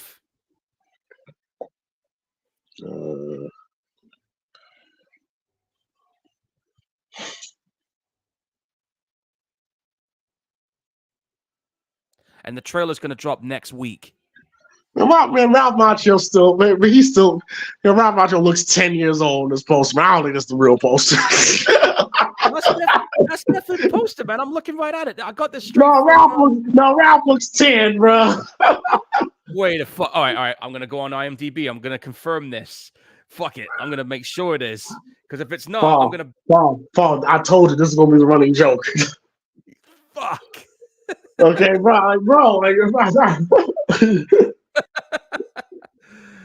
know.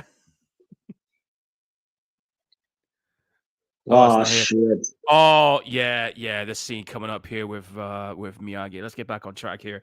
Yeah, this scene with Miyagi here. Oh Originally, my god! they Punch the shit out of Johnny! Shit! shit. Yes, yo, Allie got a nice right hook. Fucking lamping him though. And then they kind of referenced this scene in Cobra Kai. I could have sworn they did. I think they did, yeah. Are you at the part where Miyagi's all shit-faced? Oh yes, when gives Danny his first drink, which again, that's something you would do with who? With your father. Yeah. Now, according to this, the studio originally did not want this scene to be on here. They tried to literally ditch this scene, but the director argued and said, "Look, we have to keep this scene in here." And a lot of people feel this is the scene that got him the Oscar nomination. This right here. Oh, this is a great scene. Great performance by Pat. Yeah, no doubt. Because it's telling his backstory of what he's gone through. Because this is the anniversary of when he was in the army in the 442nd Regiment combat team. All right. I gotta explain to the chat. Okay, listen. Look, all show long I've been making fun of Ralph Macchio's age. Okay, the fact that he's in his 60s, but he still looks 30, and you know, like I know it's the real poster, folks. Okay, relax. You see, I hate that you gotta explain jokes now. Like, guys, listen, guys. For anybody in the chat box, yeah. I did get the joke eventually. It's just that with my autism, it's slow for me to catch on because I'm so detail oriented. That's one of the symptoms, guys. Like all night long, I've been saying that Ralph Macchio, yeah, but by the time he filmed this movie was 22, but he looks 6. He does, doesn't he? You wouldn't think he's in his 20s looking at this. He legit looks 16. He does. It's you know the beauty of having a baby face. Yep, that is true. God, I wish I had those kind of. William Zabka's not that far off. Like he's in his 60s too, right? Yeah, I think William is 58, 59. No, he can't be. He can't because he was like 19 when he filmed this. So he's got to be like 50. It's got to be like 50. I want to say 57, 58. Hold on, let me find out. I'm gonna check it right now. All right, William. He's 58, dude. Yeah. And sounds also, right. He's from New York. He's also a New York kid. So Ralph he's got to be like 64. Ralph is 62. 62. Okay. Yeah, but he don't fucking look it. He looks like he does not look. He looks 40. He looks 40. And I'm 40 years old, folks, and some people think I don't look my age. Look, Ralph Macchio's one of those people that's gonna look like a kid, no matter what. And I think there is a skit on YouTube where there's actually like a YouTube skit about that, where like he's like at the time he was like 48. But he was still. I remember that one. Yeah, but he was still being, you know, booked to be in like teenager roles. Like, yeah. I think it was funny where he was trying to get with a hooker. He was trying to get what I think was Tiffany Haddish. He was trying to get with a hooker. And then she was like, "Oh, you so good. Come back and tell me when you turn 18, okay?" And then Ralph was like, "God damn, I'm 48 years old." I remember that fucking scene. I was laughing my ass off. I'm thinking to myself, "Man, this is the story of his life right here." They don't believe his actual age. Which I'm glad that Ralph, you know, even Ralph acknowledges that he doesn't that he. It's nice to know that he that he's even is willing to make fun of himself about that because he still looks very young. Like he does not look 60. Yeah, he takes it in good humor. I mean, I'm the same way when people look at me and they think, "Man, like you don't look like you." I'm like, "Nah, dude, I really am." So I can relate to it, you know. Yeah, we're living in a day and time where where 60 years old is not exactly looked at as old anymore. Back in 1984, if you were 60 years old, you looked your age. Yeah, some people say right now like 40 is the new 20. 40 is the new 20. Yeah, that's the new thing now. Yeah. And they say 40 is the new 20, 60 is the new 30. It's like, man, hey, but once again, guys, you want to know the trick to still look youthful? You want to know the trick? It's actually really fucking simple, really. Like I actually learned this from somebody that I used to have a relationship with that was kind of older. Um, really, all you gotta do is just drink plenty of water and work out. Yeah, exactly. Exactly. It's really that simple. Just drink plenty of water and work out consistently. You'll still look youthful. So I'll there's tell you no another secret. secret. There's no secret. There's no complicated plan. Just drink plenty of water. And I'll tell you another little tip as well, folks. Age is only a number. That's all it is. Well, be careful Like you throw that. no, I'm just saying, if you can, well, that bit aside, what I mean by that, people, is um when people say to you you're too old to do certain things, like enjoying stuff that you enjoy in life, bullshit. You can still do it. When people said to me, like when I was doing my college course, right? I started at I started at 34 when I did my college course for acting, right?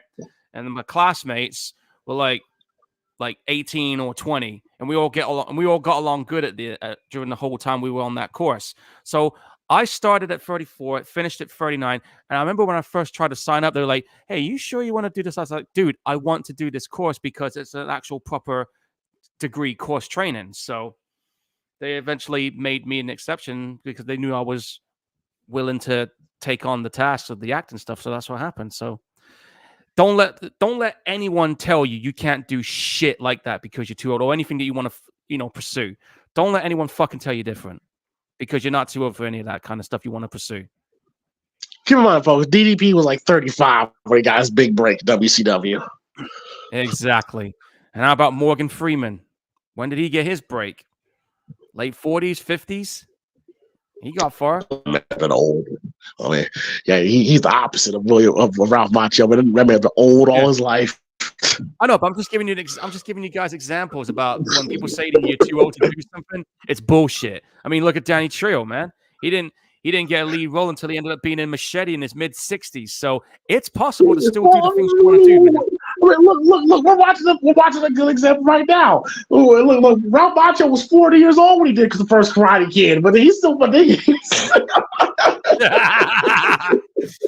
Yeah, he looks pretty good for a 40-year-old. I'll say that. He was 40 years old when he did the Karate Kid in 1984, man, Bloody age.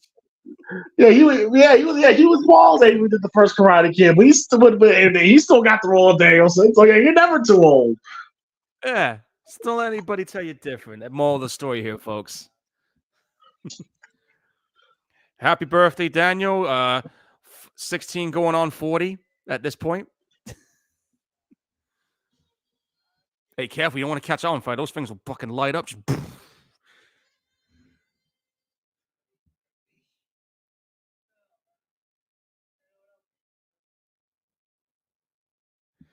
Well, it says EJ just put someone in the chair. You know how long for Freeman till he needed to go bald? His hair was still great for the longest. Now only he has gone. Yeah, I only just noticed he's been going. He went bald. I think the last. Yeah, I put my teeth back in. The first time I saw him bald headed in a movie was when he did Angel Has Fallen. That's when I started to notice that his hair was gone. But yeah, he was in like several good movies. I mean, he played Lucius Fox in the Dark Knight trilogy. He was in Seven, one of my favorite movies, I might add. Wanted, the Fallen series. Oh, and of course, I know people shit on this movie, but I thought he did good in it. Hard Rain. You remember that one, James?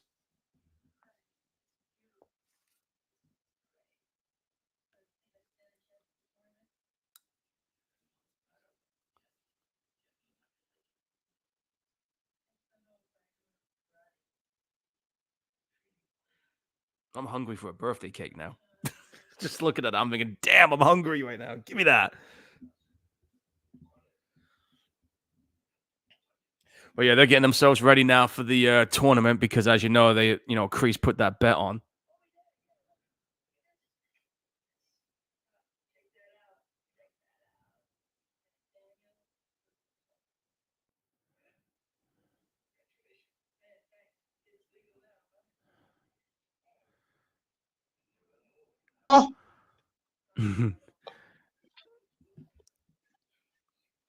Oh, you still there?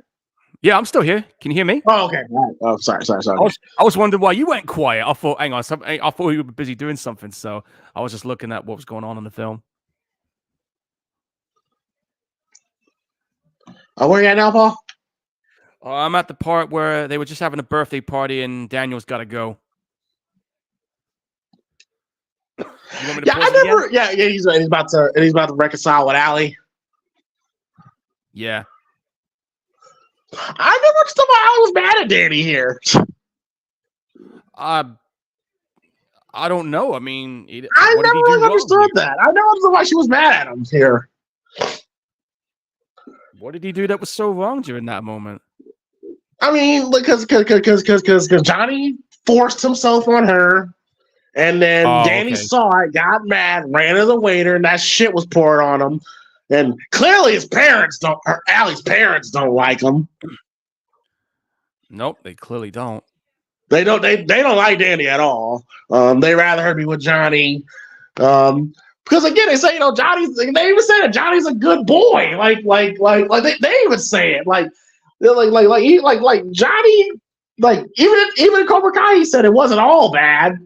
When it comes to the relationship between Johnny and Allie, even Johnny, it wasn't all bad. Like the scene when they had that one date, together, which that I was kind of nervous about because I was like, please don't have them get together.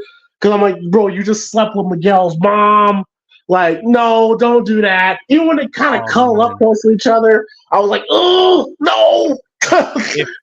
If they do that in this final season, I'm going to be like, guys, what are you doing? Oh, I hope they don't bring. I hope they don't bring out Elizabeth Shue. She served her purpose. Yeah, I mean, at least if you're gonna have them all come back for one final run, do it on the last episode, maybe for like a tournament scene or something. Have them all there. Everybody from past and present. That'd be a way to good close them off.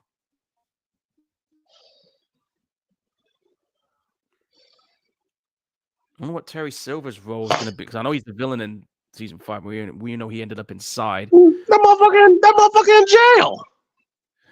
Yeah, but I think he got arrested.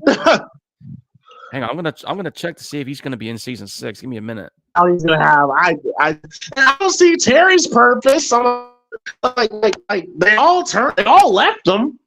So it's like. And keep in mind, and by the way, I love what they did with Terry Silver's character, Thomas. I think Thomas Ian Griffin. I think that's what his name is. Yeah, Thomas Ian Griffin. Yeah, I love the fact that they just threw in, because if you watch him in the Karate Kid Part 3, he's so over the top. It's so over dramatic, and I love. Yeah. And Cobra Kai, he's a lot more chill. He's a lot more calm, and I love how they acknowledge the fact that they wrote that in. That he was high on cocaine at the time. Yeah, dude, I remember when they showed the teaser trailer. They did that. 4. I love how they did it. Yeah, he was high on coke. That's why he was acting like that. Cobra Kai Kid 3. Yeah, but like I said, I remember. Oh God, I remember those Duck Hunt arcade games. I used to be really good at those. But as I was saying, I remember when I saw the teaser trailer for Cobra Kai season 4, and we saw Terry Silver, and he's like, now the real pain begins. I was just like, oh shit, they're bringing this dude in. This is gonna be interesting. But what they did with his character was very interesting, because he played as someone that didn't really want to get involved at first. But the more he got to it, the old Terry, because Terry was chilling at his home, and then Kreese brought him in. And then Yeah. the more and more he kind of got into it, the more he became the old Terry, and we realized that he's a bigger problem than Kreese is. No, he was much He's a more. bigger problem than Kreese ever was. Yeah, because not only was he a big threat in terms of the fighting style and everything, but he also had the financial backing. He has the money. and He has the influence. resources. Yeah. He had it all. Because when you saw season 5 and you saw what he turned Cobra Kai into, I was just like, oh, okay, now this is big time for him now. It's almost like the Foot Clan just went global at that point, to put another analogy and a reference. Yeah, which is why I'm kind of like, I don't really see, like, I don't see where else there is to go, because Kreese no longer has Cobra Kai. That's been taken away from him. Silver is going to jail. Robbie is now with Tori. Miguel is back with Amanda. I see that's why, Paul, when they announced the final season, I'm like, no! Like it felt the story reached its natural conclusion. That's why I hated that cliffhanger. I did not like that cliffhanger of Kreese escaping prison. I did not like it because I knew it was going to be another season. I'm like, no! So if Kreese is going to be back in it, what is he going to do? Where are we going with this? Where are we going to go? Guys, in the chat box, where do you think we're going to be going with this in season 6? Leave your answers there in the chat box. Please leave your answer, because I don't know. Maybe that's part of the intrigue, I guess. But I just felt the end of season 5 when Danny finally defeats Terry Silver in the gym, and Silver's finally arrested. I felt it reached its natural conclusion right there. Yeah, that was it. Like, well, I thought it was done at this point. Well, I so went into season 5 expecting it to be the final one. I think for a lot of people, I think originally that was going to be the case, but because it got so many good reviews and it was one of the highest rated shows Netflix had at the time, they just saw, okay, we got to squeeze out one more, because success will do that, folks. Oh yeah, thank you, Jay. Yeah, Samantha, not Amanda. I get those two confused. Which, by the way, I will say this though. At first, I did not like Amanda. I did not like Amanda LaRusso at all. I did not like his wife at all until the scene. I think it was the scene when she slapped Kreese, and then we really learned. And then we really learn like how down she is for Danny. I'm like, okay, you know what? Because the first 2 seasons, I'm like, I don't really like you. But when she slapped Kreese, and then we learn how ride or die she is for Danny, I'm like, oh, okay. And Paul, and one of the best Cobra Kai moments of all time, bro, when Danny and Johnny and Chosen are having a guys' night out, and they're all singing "Eye of the Tiger." Yeah, bro, yeah, that was great. I thought that was like you got 2 of Danny's biggest ops, and they're all riding together, drinking, having a great time. But then we learned that Mike Barnes was driving the car. And he was about to go ape shit on Danny. You never thought something like that would ever happen. I mean, you never thought you would see it. No, and it did. Okay, I got an answer here in the chat by EJ. He says here, Kreese is going to be involved in the tournament. That's his guess. Okay, I could see that. Because you look at the poster, it has a tournament vibe. Yes, it's gonna come down to a tournament, but I'm just curious, because Miyagi-Do and Eagle Fang, they've merged. They've merged. Yeah, and DJ just I'm assuming Cobra Kai. Wait a minute. Could Kreese buy Could he get Cobra Kai back? Well, if Terry's in jail, the stocks are Because going to be Terry's in open. jail. Oh, he must know a way. Because think about it. Wait, no, he can't. He can't escape prison. Listen, Kreese knows Terry Silver inside and out when it comes to how he works and how he operates. He probably knows about all of his financial ways of doing things. So, right? Oh, fuck. He takes it all over. He takes everything from Terry away while he's in jail. He takes everything, his fortune, his business, the works. That could be one way to do it. That could be one way to do it. But again, he escaped prison. That's a pretty high profile thing to do if you escape prison. You know there's gonna be a manhunt for you. Hey, he's got military training, man. He knows how to be hidden, and if he doesn't want to be found to do the stuff he wants to do, he'll do it. I mean, EJ says, should they find a way for it to be Kreese versus Eagle Fang versus Terry? I know Terry went to jail and all. Because here's the thing. Because now, doesn't Terry have enough money to get bail? Now you're kind of booked into a corner now because it's like because you don't want to step into that territory where you're gonna have to create new villains for the sake of the story. So like I don't know. It's weird. It's really weird. And I'm definitely going to see how they execute this because I think everything that they've done to this point has been spot on, beat for beat. I love what they did with I love what they've done with the legacy characters. I love what they've done with the new characters. But this last season has me nervous. And guys, don't forget, we have a brand new Karate Kid movie coming out next year, and the new Karate Kid movie. So it's like what like I'm looking at let me look at the cast for this new movie. Give me a minute. Hang on. Right, listen to this. Ralph is going to be in there playing as Daniel. But here's where it gets fucking interesting. Jackie Chan's from his reboot one is going to be in this too. Oh shit! I just thought of something. What do they bring? What do they bring Hillary Swank?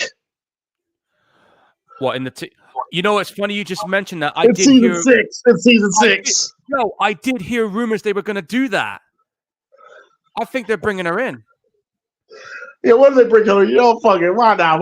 Why not? Watch them bring Jade in there. The movie's shit, but she's still part of the legacy either way, man. Yeah, she is because Miyagi was with her. Yeah, I think it was Miyagi's last student. I think yeah. I'm trying to see if I can find out. EJ says you really think they could drop the ball on the last season? Listen, all I'm gonna say is that again, Game of Thrones. Game of Thrones. EJ, I gotta listen, man. I know you don't want her in there, but I got a feeling they're gonna get her in there. Hopefully they won't, but if they do, I don't know, man. Fuck it. While we're at it, bring James Smith in. While we're at it, why not? Will Smith is executive producer of Cobra Kai. Motherfuckers forget about that. They forget about that. He is executive producer of Cobra Kai. Listen to this: the new Karate Kid movie. Will Smith and Jada Pinkett Smith will be producing this new one. Oh, The Devil on Earth. Oh, okay, great. Yeah, they're both producing it. I don't know the story. Fuck this. I'm gonna go on IMDb and I'm gonna see if I can find some kind of plot synopsis for this new one. I need to know. My brain is working overtime. Sorry, guys. When you got autism and you have that obsessive compulsiveness, I'm gonna find out either way. Shit, where you at now, Paul? I'm at the part where they're fighting. You're the best playing in the background. Daniel's giving him a pep talk. Oh, I mean, timestamp. Oh, hang on. I'll pause it. Right, we are 1 hour, 51 minutes, 54 seconds. Daniel's about to step into the fight. 2 minutes away from you. Okay, 1 minute and 51 seconds. Yeah, 1 minute. No, 1 hour, 51 minutes, 54 seconds. Daniel's about to step into the Where? Yeah. Oh, okay, got my song playing. Okay, hang on. You're the best. But they're gonna have to break it down. Okay, They even used it on South Park when Randy was beating the shit out of everybody at those Ali football games. Sheedy looking beautiful. Not Ali Sheedy. Elizabeth Shue.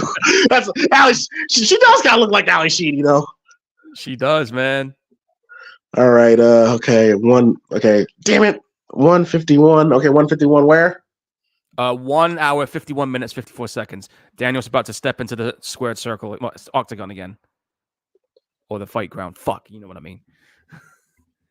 Yeah, he already. Yeah. Okay. Yeah, that's right. Okay. Yeah, he got hit in the ribs. He took a brutal shot to the ribs too. Yeah, he did. Kreese is looking at him like, beat this fucking punk ass up. 151. 51. Okay, I'm there. All right. Yeah, Kreese is staring Daniel down like he's a piece of shit. Bro, when I was younger, I thought this was Keith Sutherland. Well, he does have the same blonde hair, doesn't he? So yeah, I thought that was Keith Sutherland. Which, by the way, rest in peace to Donald Sutherland. I heard about that. Yeah. I was the one that broke the news out of people. Yeah, rest in peace to him, man. Legendary actor. Yeah, Lock Up, Backdraft, Body Snatchers, Don't Look Now, Outbreak. No. The one thing I did not like about this is that you build up Dutch and Danny because Dutch was like fucking with him in the locker room, and the fight was too short. It was too short. Yeah, and Dutch is clearly the one that's like the psycho in the group. He's a full-on nutter. Yeah. Yeah, so he every crew. There is that one that is just a full-on fucking nutter. Yes. And Hawk in season 2, he was that fucking nutter at one point. He was that guy. Yeah, now it's that other kid, Kenny. I think that's his kid's name. Yeah, Kenny. And I love her, and I love the dynamic that Danny's son is the bully. Oh, that's an interesting take right there. That was a very interesting take. Yeah, that was. And I'll tell you what, Daniel's son's lucky to be walking after what happened during that school fight. The motherfucker had it coming.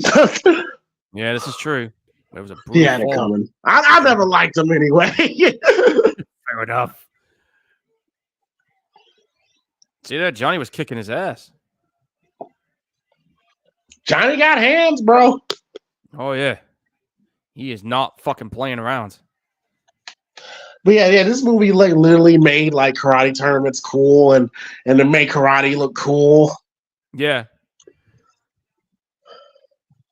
But you see that look on Johnny's face. He's like angry. He's like, motherfucker, come here, you. Oh yeah, William Zabka has like when it comes to like mean mugs, he's got one of the best. Yeah, no doubt about it. He's been in several good movies too, man.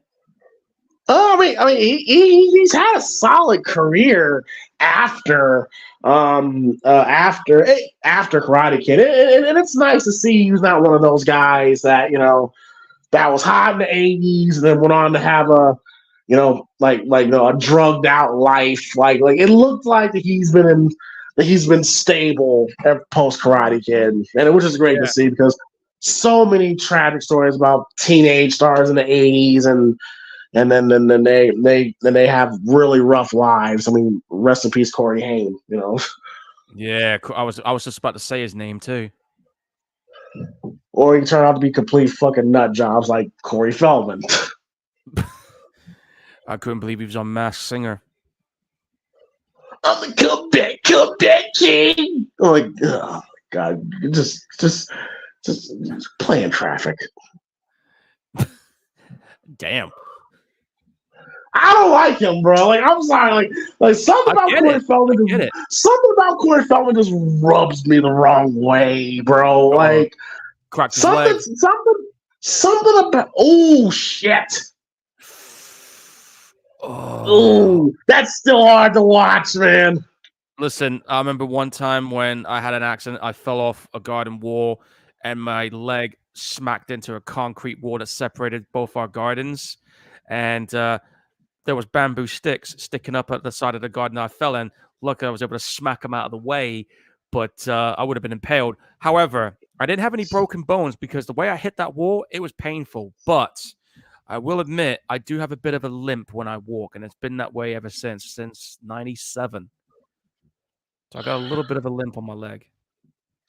And that was such a great character moment by I forgot his name, slipped my mind. But after he kicked him in the leg, he was like, "Man, I'm sorry, man, I didn't want to do it, man." And I think there was a deleted scene, which I wish they didn't cut. It was like a deleted scene where he actually like takes off the belt, Cobra Kai belt, and just throws it at Kreese, just walks away. Yeah, I did hear about that, yeah. And they said it was like a really you could find like the scene like on YouTube when they like rehearsed it. The actor for Kreese wasn't there, but they actually had that scene and he was about to say like he's like, man, like fuck this, like I'm done. And that would have been a really good character moment. Yeah. Oh, and here's another funny moment too. You know when the crowd started booing Johnny, right? Even during the film setup, the people were still booing him. His mum was in the crowd, and she was trying to tell everybody he's really a nice person. He's not an asshole like this. So they legit fucking hated him. I'm pretty sure. Oh man, I'm pretty sure for Zabka, like for Zabka, like the first like couple months after filming Karate Kid was pretty rough because this is when people actually believed in what they saw. And like, like they really thought he was an asshole. Oh, and get ready for another thing. You may not have known this, but William had zero karate experience going into this film. However, he is an accomplished wrestler. Yeah, none of them did. Yeah, and he still owns that red jacket today. Yeah, I think either William or Ralph lied in his audition. When they asked him if he knew karate, I think one of them lied. They said that they did, but they really didn't, just to get the role. I think it was Ralph, I think. Yeah, he bullshitted his way in. Yeah, just like he lied about his age. Yeah. Yeah, because he wanted this role, man. And I don't blame him. You gotta do what you gotta do. Yeah, listen. Hey, listen, you gotta do what you gotta do. But when you're 50 years old and you're when the guys play 17-year-old, man, I would lie too. Stop it. Get it already, James. Come on. I'm just saying, Ralph Macchio's an old ass man. Okay, don't let TV fool you, man. Okay. God damn it. Well, here we go. Here comes that iconic moment, folks, which I can't believe I forgot the fucking name of. I'm gonna slap myself. Hang on. There you go. Put him in a body bag. No, iconic phrase. Put him in a body bag. Gladly. Man, they're really fucking good. Iconic. Yeah, such a feel-good moment, man. Yeah, when it's coming up, man. When he finally defeats Johnny. Yeah, and despite the fact he's got a busted up rib and a fucked up leg, he's showing some heart. Yeah. Cody who? Sweep the leg. And Johnny's like, I don't want to do this, bro. But you see right there, like that right there, like that hesitance by Johnny. Yeah. And the way Kreese look, he's like, you got a fucking problem, boy? Like, because Johnny feels he doesn't need to do that. Like, he feels he's good enough to beat him fair and square. And here's where they start booing his ass out of the building. And even, like I said, even during the takes, they were still booing him, and his mum had to try and calm him down. Yeah, yo, William Zabka. Like I'm watching the scene here where he's like when you tell him to sweep the leg, and William Zabka is acting that he's not a bad actor. He's actually pretty damn good. He's a solid actor. He's pretty. If you watch with Cobra Kai, he's actually pretty damn good at acting. In some ways, better than Ralph. Yeah. And I would like to say that he definitely got his flowers when he ended up in Cobra Kai, the TV show. Oh, he definitely got his flowers. He definitely got his flowers. I mean, like for the longest time he was known as one of the. For the longest time he was known as one of the greatest heels in '80s movies history. Yes, he was. God, Johnny Lawrence as a character is iconic. Yeah. Oh, Jesus, I didn't realize he was in Hot Tub Time Machine. Yeah. I didn't realize that.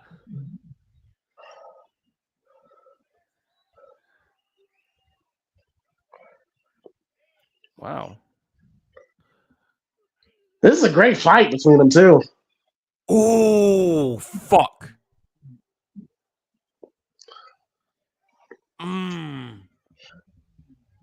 That hurt. That hurt looking at it.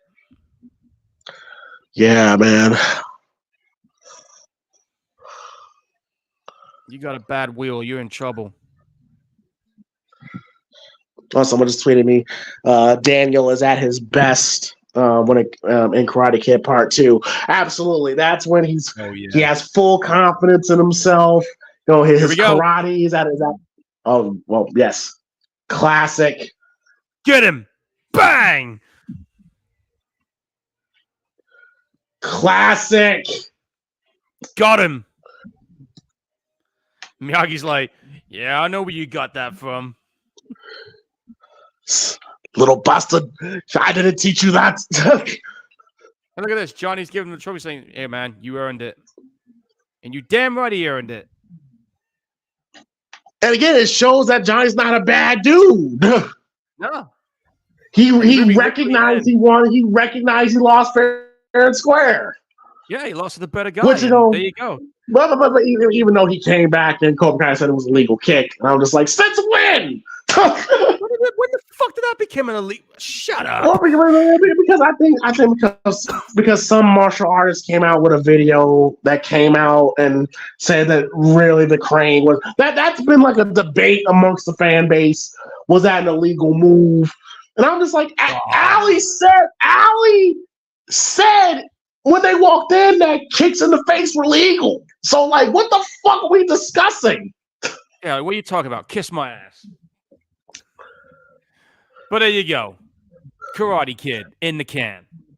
But yes, that was the first Karate Kid.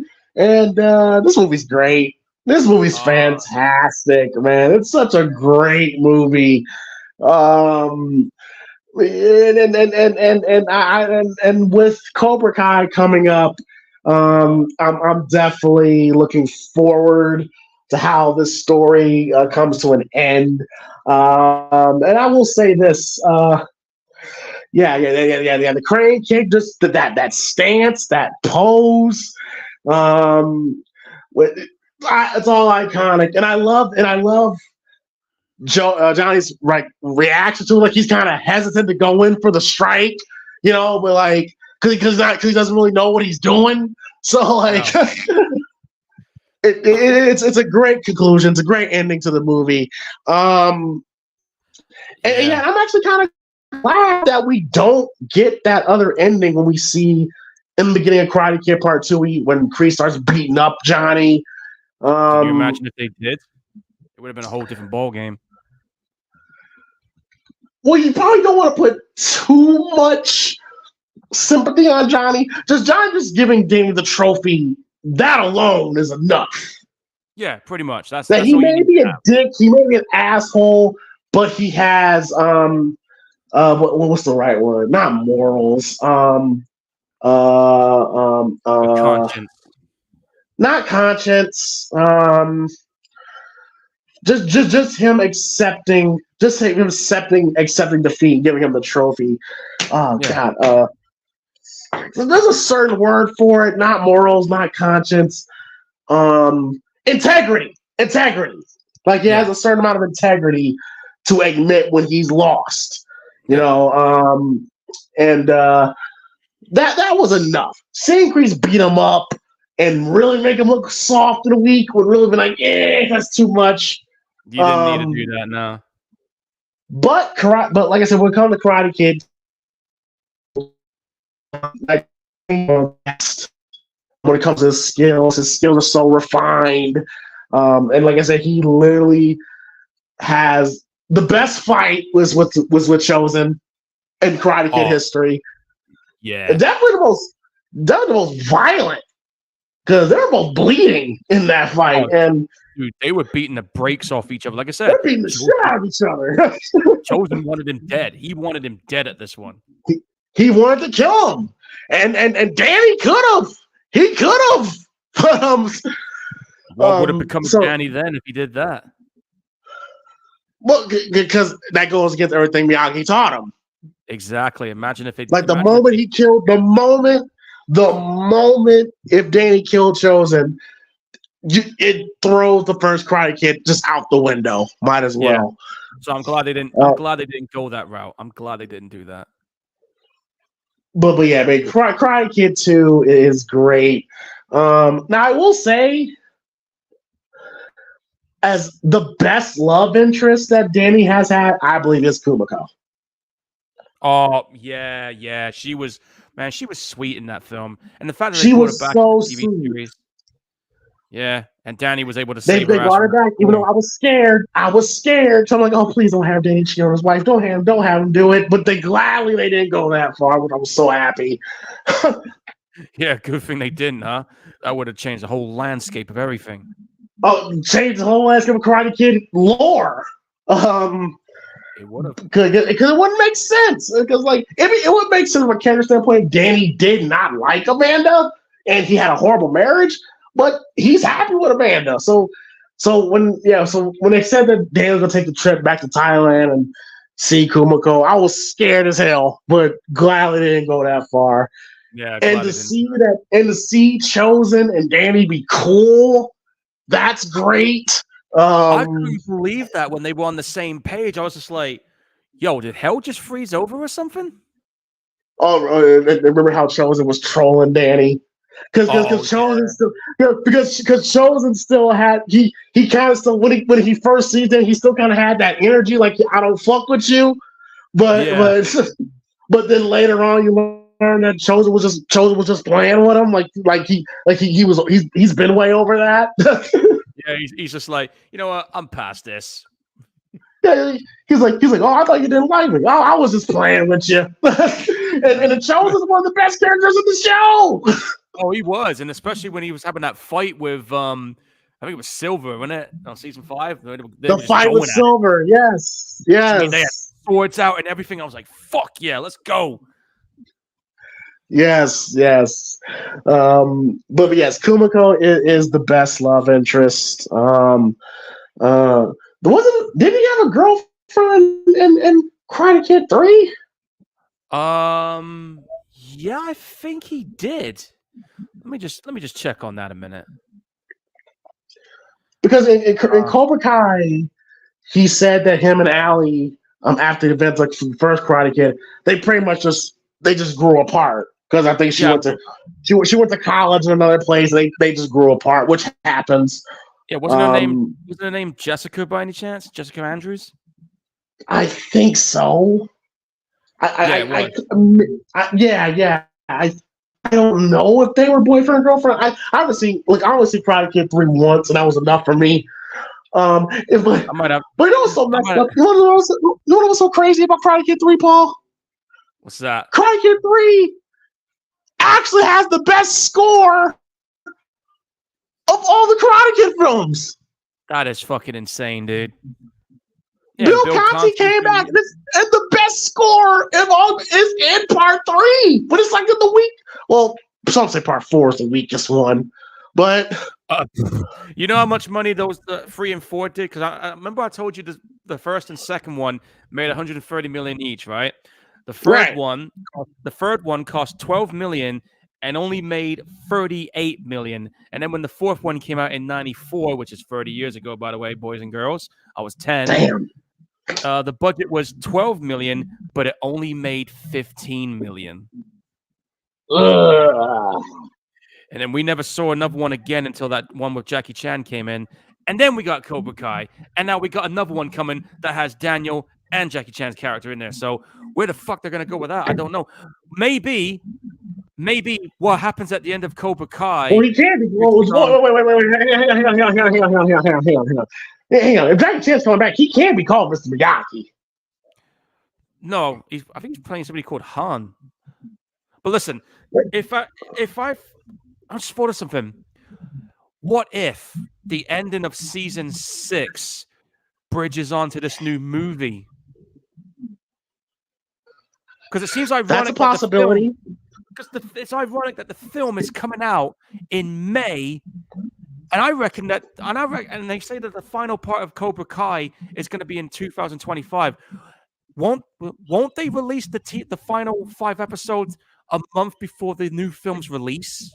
I'm just thinking about that now. Or what they could do is do spinoffs.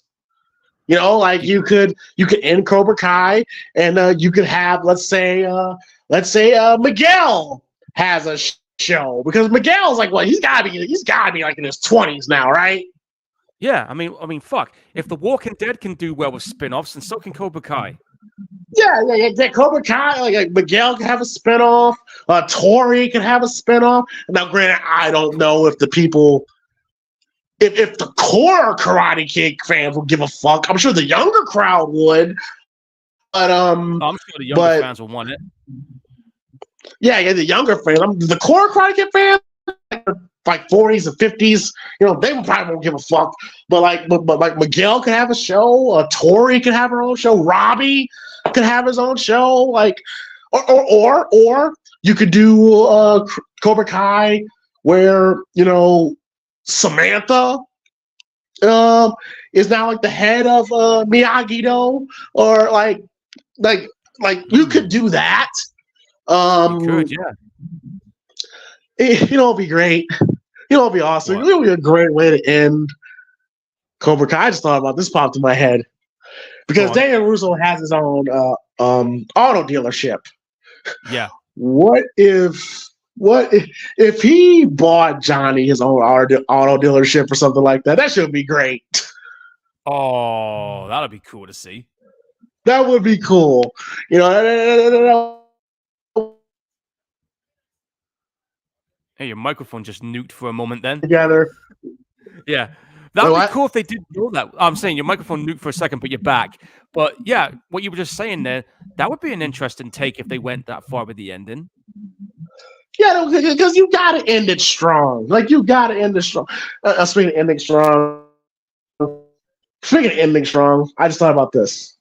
Go on. One of the most badass endings to this badass season endings, bro. That's when Eagle Fang and Miyagi-Do merge. Yeah. And the remake of In the Air of the Night plays. And that scene, and when fucking Johnny walks in and they bow to each other, pretty much agreeing to work together. Oh, that scene just gave me chills. Yeah, I just thought about that too, funny enough. Yeah, that scene, man. Yeah, that was like a moment and a half right there. That was such a moment. That was such a great moment. No doubt about it. But I gotta drop my thoughts on the first Karate Kid movie, man. Man, this movie is. Oh yeah, I'm sorry. Go ahead. This movie. That's okay. I'm enjoying the conversation either way. This movie was a solid gold classic. It's been about 15 years since I last watched this movie. By the way, I just realized how long it's been. And I still enjoy it. It's this film still holds out today. The story is still relatable. The characters were great, relatable. They all showed heart and then everything in there. Just an all-round damn good, feel-good movie, man. And if you guys have never seen this movie, you definitely should. And if you want to like take some kind of life lessons when it comes to building confidence up, or you feel like you're not able to do shit, just watch this movie. you'll come out of this thinking to yourself, man, I'm going to take on the whole world after watching this. This movie has that ability to do that. You know what I'm saying? This is kind of like the martial arts version of Rocky, if I'm going to go there. Yeah, I went there, but that's a good comparison. I mean, the same guy who I directed mean, the first Rocky. there actually is similarities. Yeah. Yeah. You could literally go there with that direction. So, yeah, a fucking fun movie. The sequel, part 2, is definitely the best sequel they've done. 3 and 4, yeah. The remake I've not watched yet. Cobra Kai, guys, definitely worth watching. I mean, if you want to, if you don't want to watch the movie sequels, I would say watch this first movie and then jump into Cobra Kai. Because in a way, it kind of feels like a natural sequel to that film. Well, honestly, Paul, the show is so good that you actually kind of don't have to watch the movies. Like, they do a really good job at explaining like what happens. Exactly, yeah. So even if you don't want to watch the movies, just watch the TV shows because it will help you recap anything that you may have missed before or didn't know about before. So yeah, definitely do that. But yeah, Karate Kid, classic, still is, and always will be. 10 out of 10. And look at the legacy it's left too. It's the proof is there, guys. We've been talking about it throughout the whole thing. All right, James, you? Pop culture, you know. Yeah. Can you hear me? Yeah, I heard you. I can hear you. This movie definitely hit the zeitgeist when it comes to pop culture. Hell yeah, it did. Come on. Like, again, put him in a body bag. You know, like, yeah, exactly, man.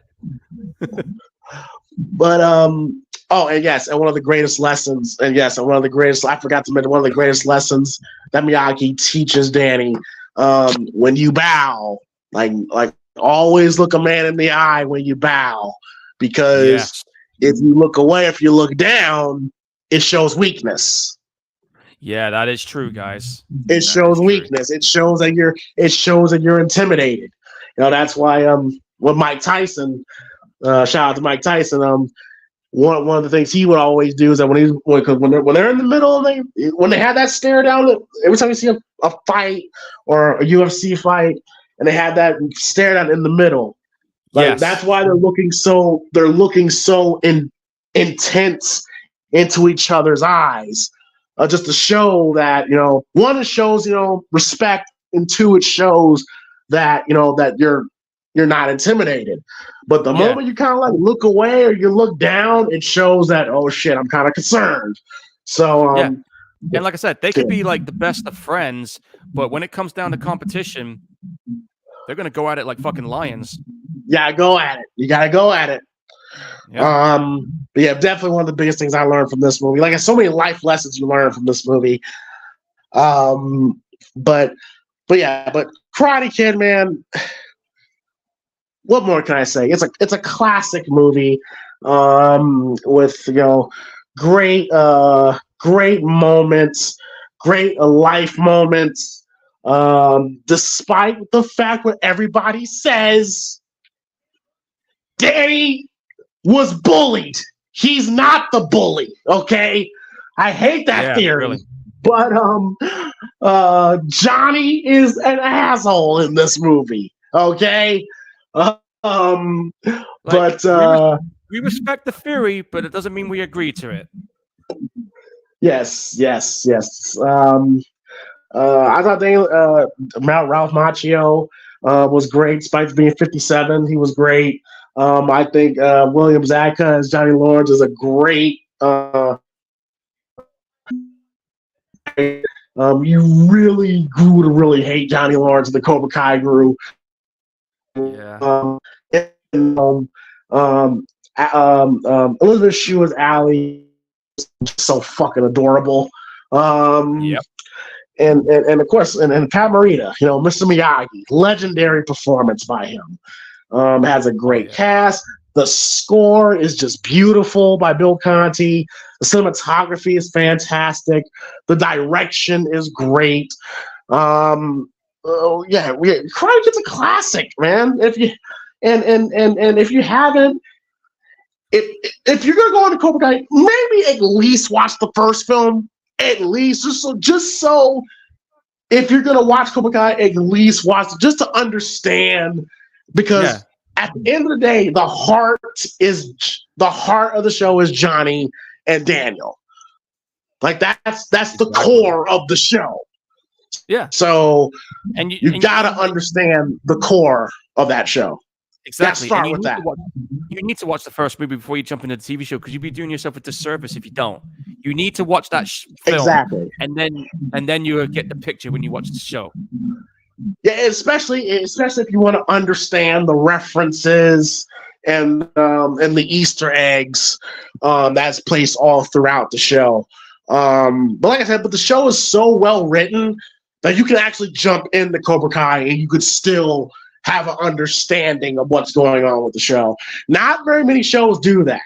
Like I said, Cobra Kai is a lightning in a bottle where you have a movie, then you have a series out of that movie. Because, Paul, I've seen some series that's based off movies, and they have been garbage. Yeah, I can name you one. Terminator Sarah Connor Chronicles. As much Terminator as I enjoyed Sarah Connor Chronicles. Yeah.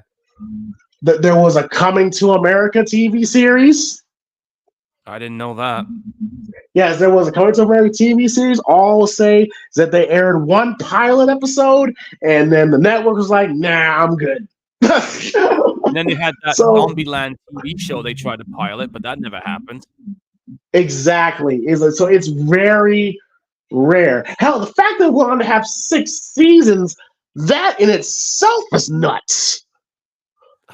Well, look how successful it is. Look at the critics scores and the fans ratings of it. It has just been like just a fucking major lightning in a bottle struck again with that show.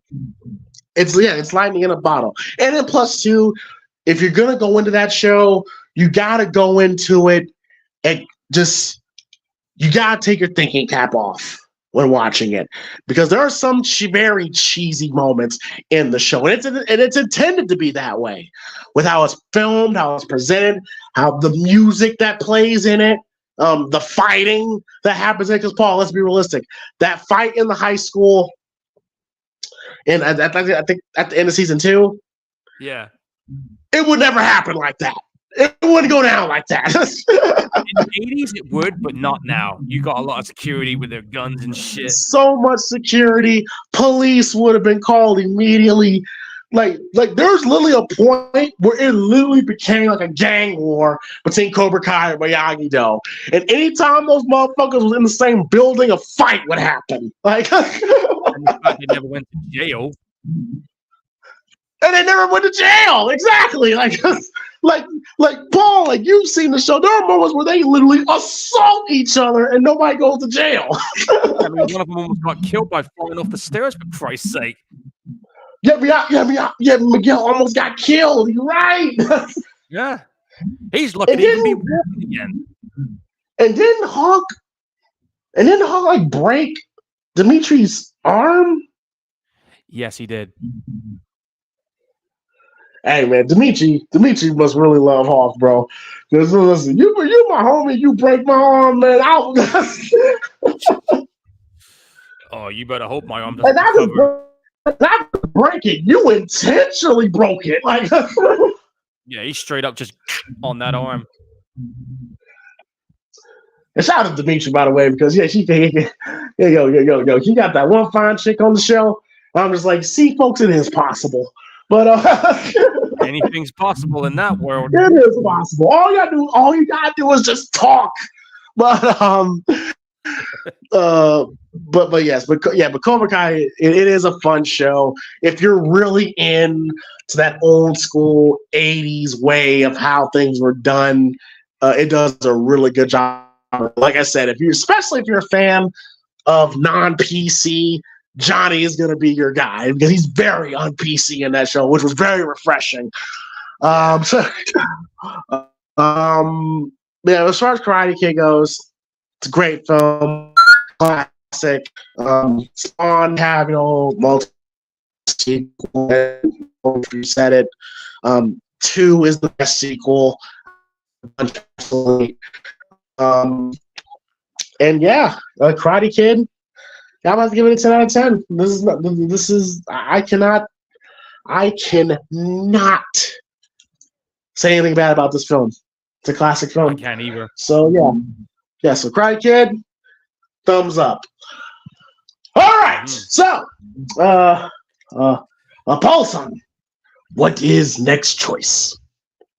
Oh, yeah, I got a good one for you folks here. Let's see how you react to this one. Hey, I'm a bit of an echo, by the way. But yeah, guys, in the chat box, let's hear how you all react to this one. We're going to be jumping from one classic to another. This movie came out in 1990. It is the first of 7 movies that have been in the cinema. I've seen all 7 of these movies.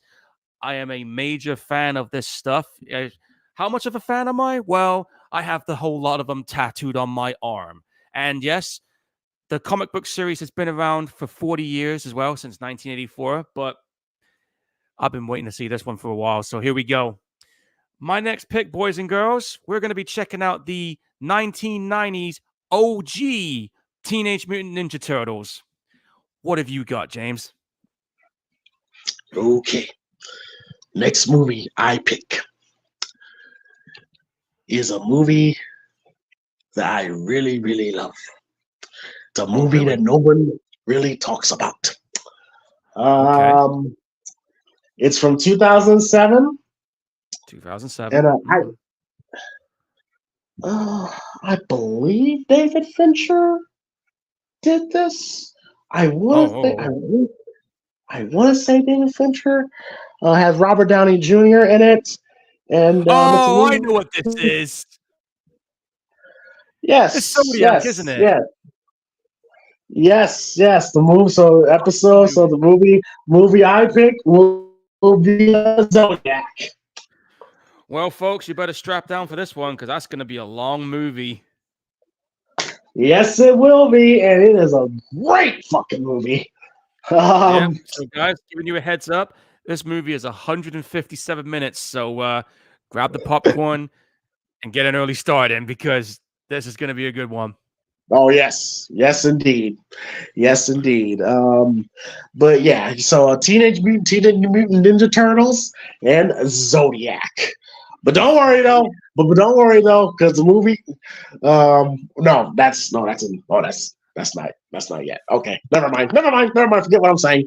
But yes, Zodiac is going to be my choice. So. Yes, and Paul, and when does Cobra Kai come back? July 18th? July, and let me just get back on there. It is, I can literally tell you when each one is going to be dropping. I just got to find it again. 1 second, boys and girls. Okay, so according to this, Cobra Kai season 6 it's going to be 15 episodes long, but they've cut it down into 5 episodes each. So the first one's going to be dropping on July 18th. The second half will be November 28th. And the 5th one, I don't know the exact date. It just says 2025. Now, keep in mind, I got to put this out there too. The new Karate Kid movie will also be dropping in 2025. We have an exact release date for that one, funny enough, which is May 30th, 2025. So if I'm a betting person, I got a funny feeling the TV show will be released. The final part of Cobra Kai will be at least 1-2 months before the new Karate Kid movie jumps. So I'm going to guess April or March.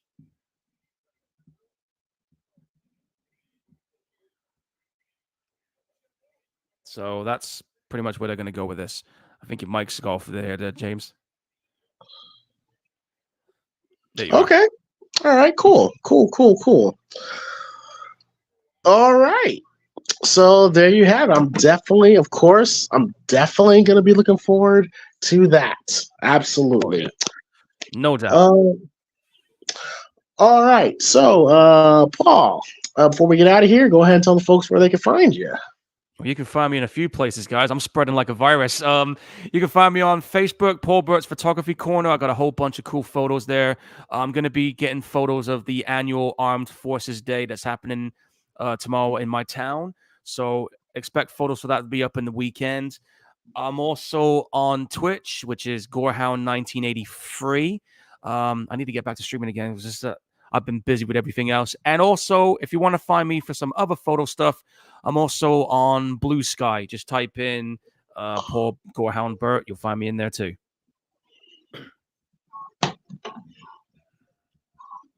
Sweet. All right. And of course, you can find moi over at the Primetime Collective. And really quickly, Paul, have you seen the newest development when it comes to the Wyatt 6, Bo Dallas's promo? Yes, I did see that on the WWE's YouTube channel. Very interesting take what they're doing there. Like when you see that side of Bo Dallas coming out and he's talking about how he looked up to his brother and he felt like that was taken from him. So he's trying to carry on his brother's legacy with this whole Wyatt 6 thing. So I'm very intrigued about where they're going to go next with this. I do like the whole Devil's Rejects vibe they got going on with themselves. I'm just waiting to see who's next on their target list. And I ain't done this for a while, but I've actually gone on WWE's website and I've ordered myself a Wyatt 6 t-shirt because why not? Cool. Yes, it's very interesting. I did not expect them to mention Bray like at all during this. So the fact that they mentioned him and his death being a part of this Y6 storyline is a very interesting take. So very interested to see where it was definitely the best part. It was the best part of Monday Night Raw for sure.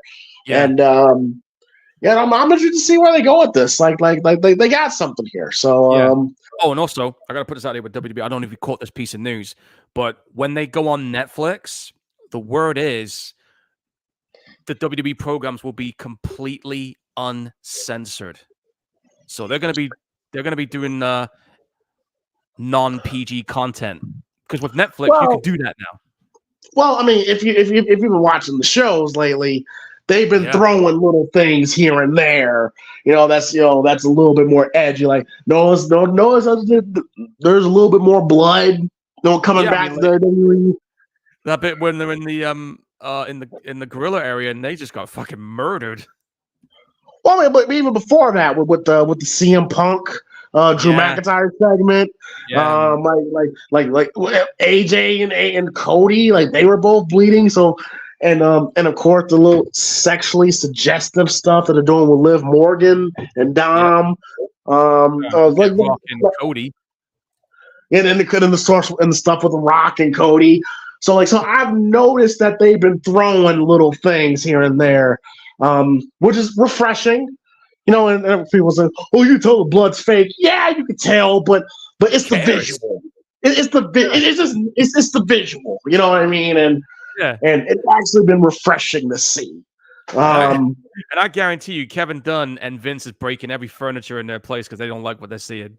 Fuck 'em. I'm pretty sure Kevin Dunn. Oh, yeah, especially when that. One of my favorite things that they've done is that they actually follow the wrestlers from backstage through Gorilla to the ramp. That's what I love about that. Somewhere Kevin Dunn's yelling, "Cut! Cut! Cut!" He's probably chewing on this tree with his teeth right about now. Cut! Cut! Cut! And Vince is like, "No, this is not how we do it." Oh, fuck you, man. Kevin Dunn. Oh, God. I know, right?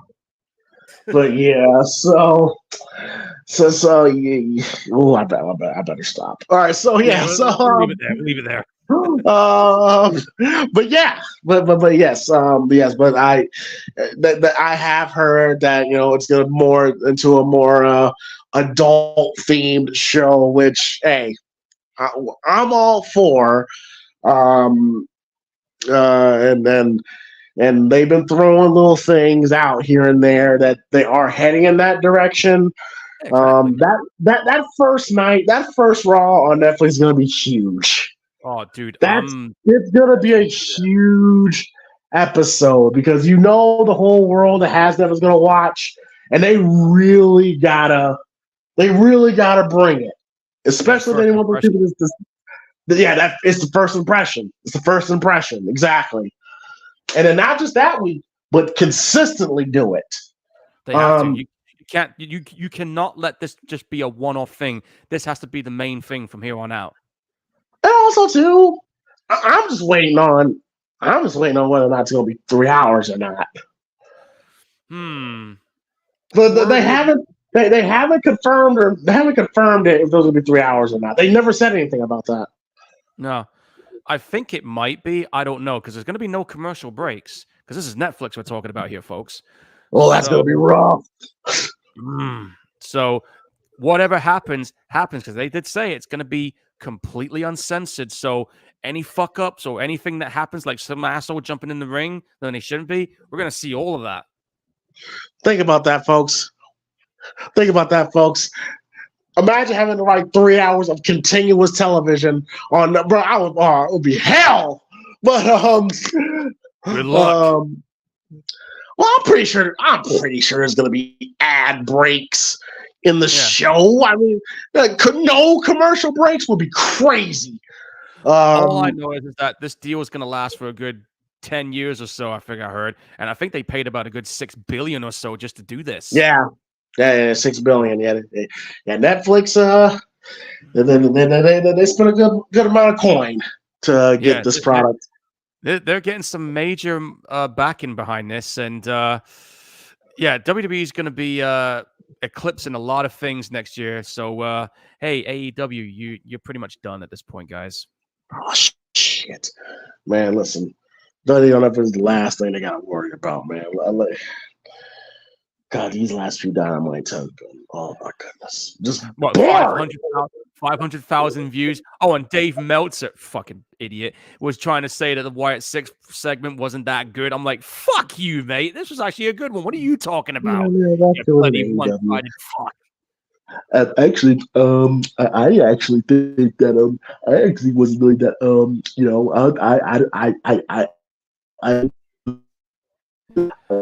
why are we listening to this guy? Okay. Actually, right. You know what, Dave Meltzer? Actually, I think you should do like head back to bed with Will Ospreay or the Young Bucks, or go back to bed with Tony Khan. Think about it over there. That one photo of Dave Meltzer, of him in his office with all those papers around. I'm like, dude, you're 60-some years old, bro. Why are you this heavily involved in wrestling? And why is it when you laugh and you got your tongue out like you're about to give? Never mind. Oh, that shit is weird. But yeah, fuck Dave Meltzer. But yes, so next week will be Teenage Mutant Ninja Turtles. Then will be Zodiac. Oh, so Zodiac's good. Absolutely. So please be sure to check me out on Primetime Collective, Primetime Podcast, and of course Primetime Movie Network and Primetime James Thomas. This is my professional wrestling channel. Please be sure to hit that like and subscribe button, and hopefully everyone has had a great time watching Karate Kid with us, and have yourselves a great weekend, and we will see y'all next week for episode 93, and hopefully everyone be safe, have fun, and enjoy the beautiful summer Friday night, and we are out. Peace. Laters.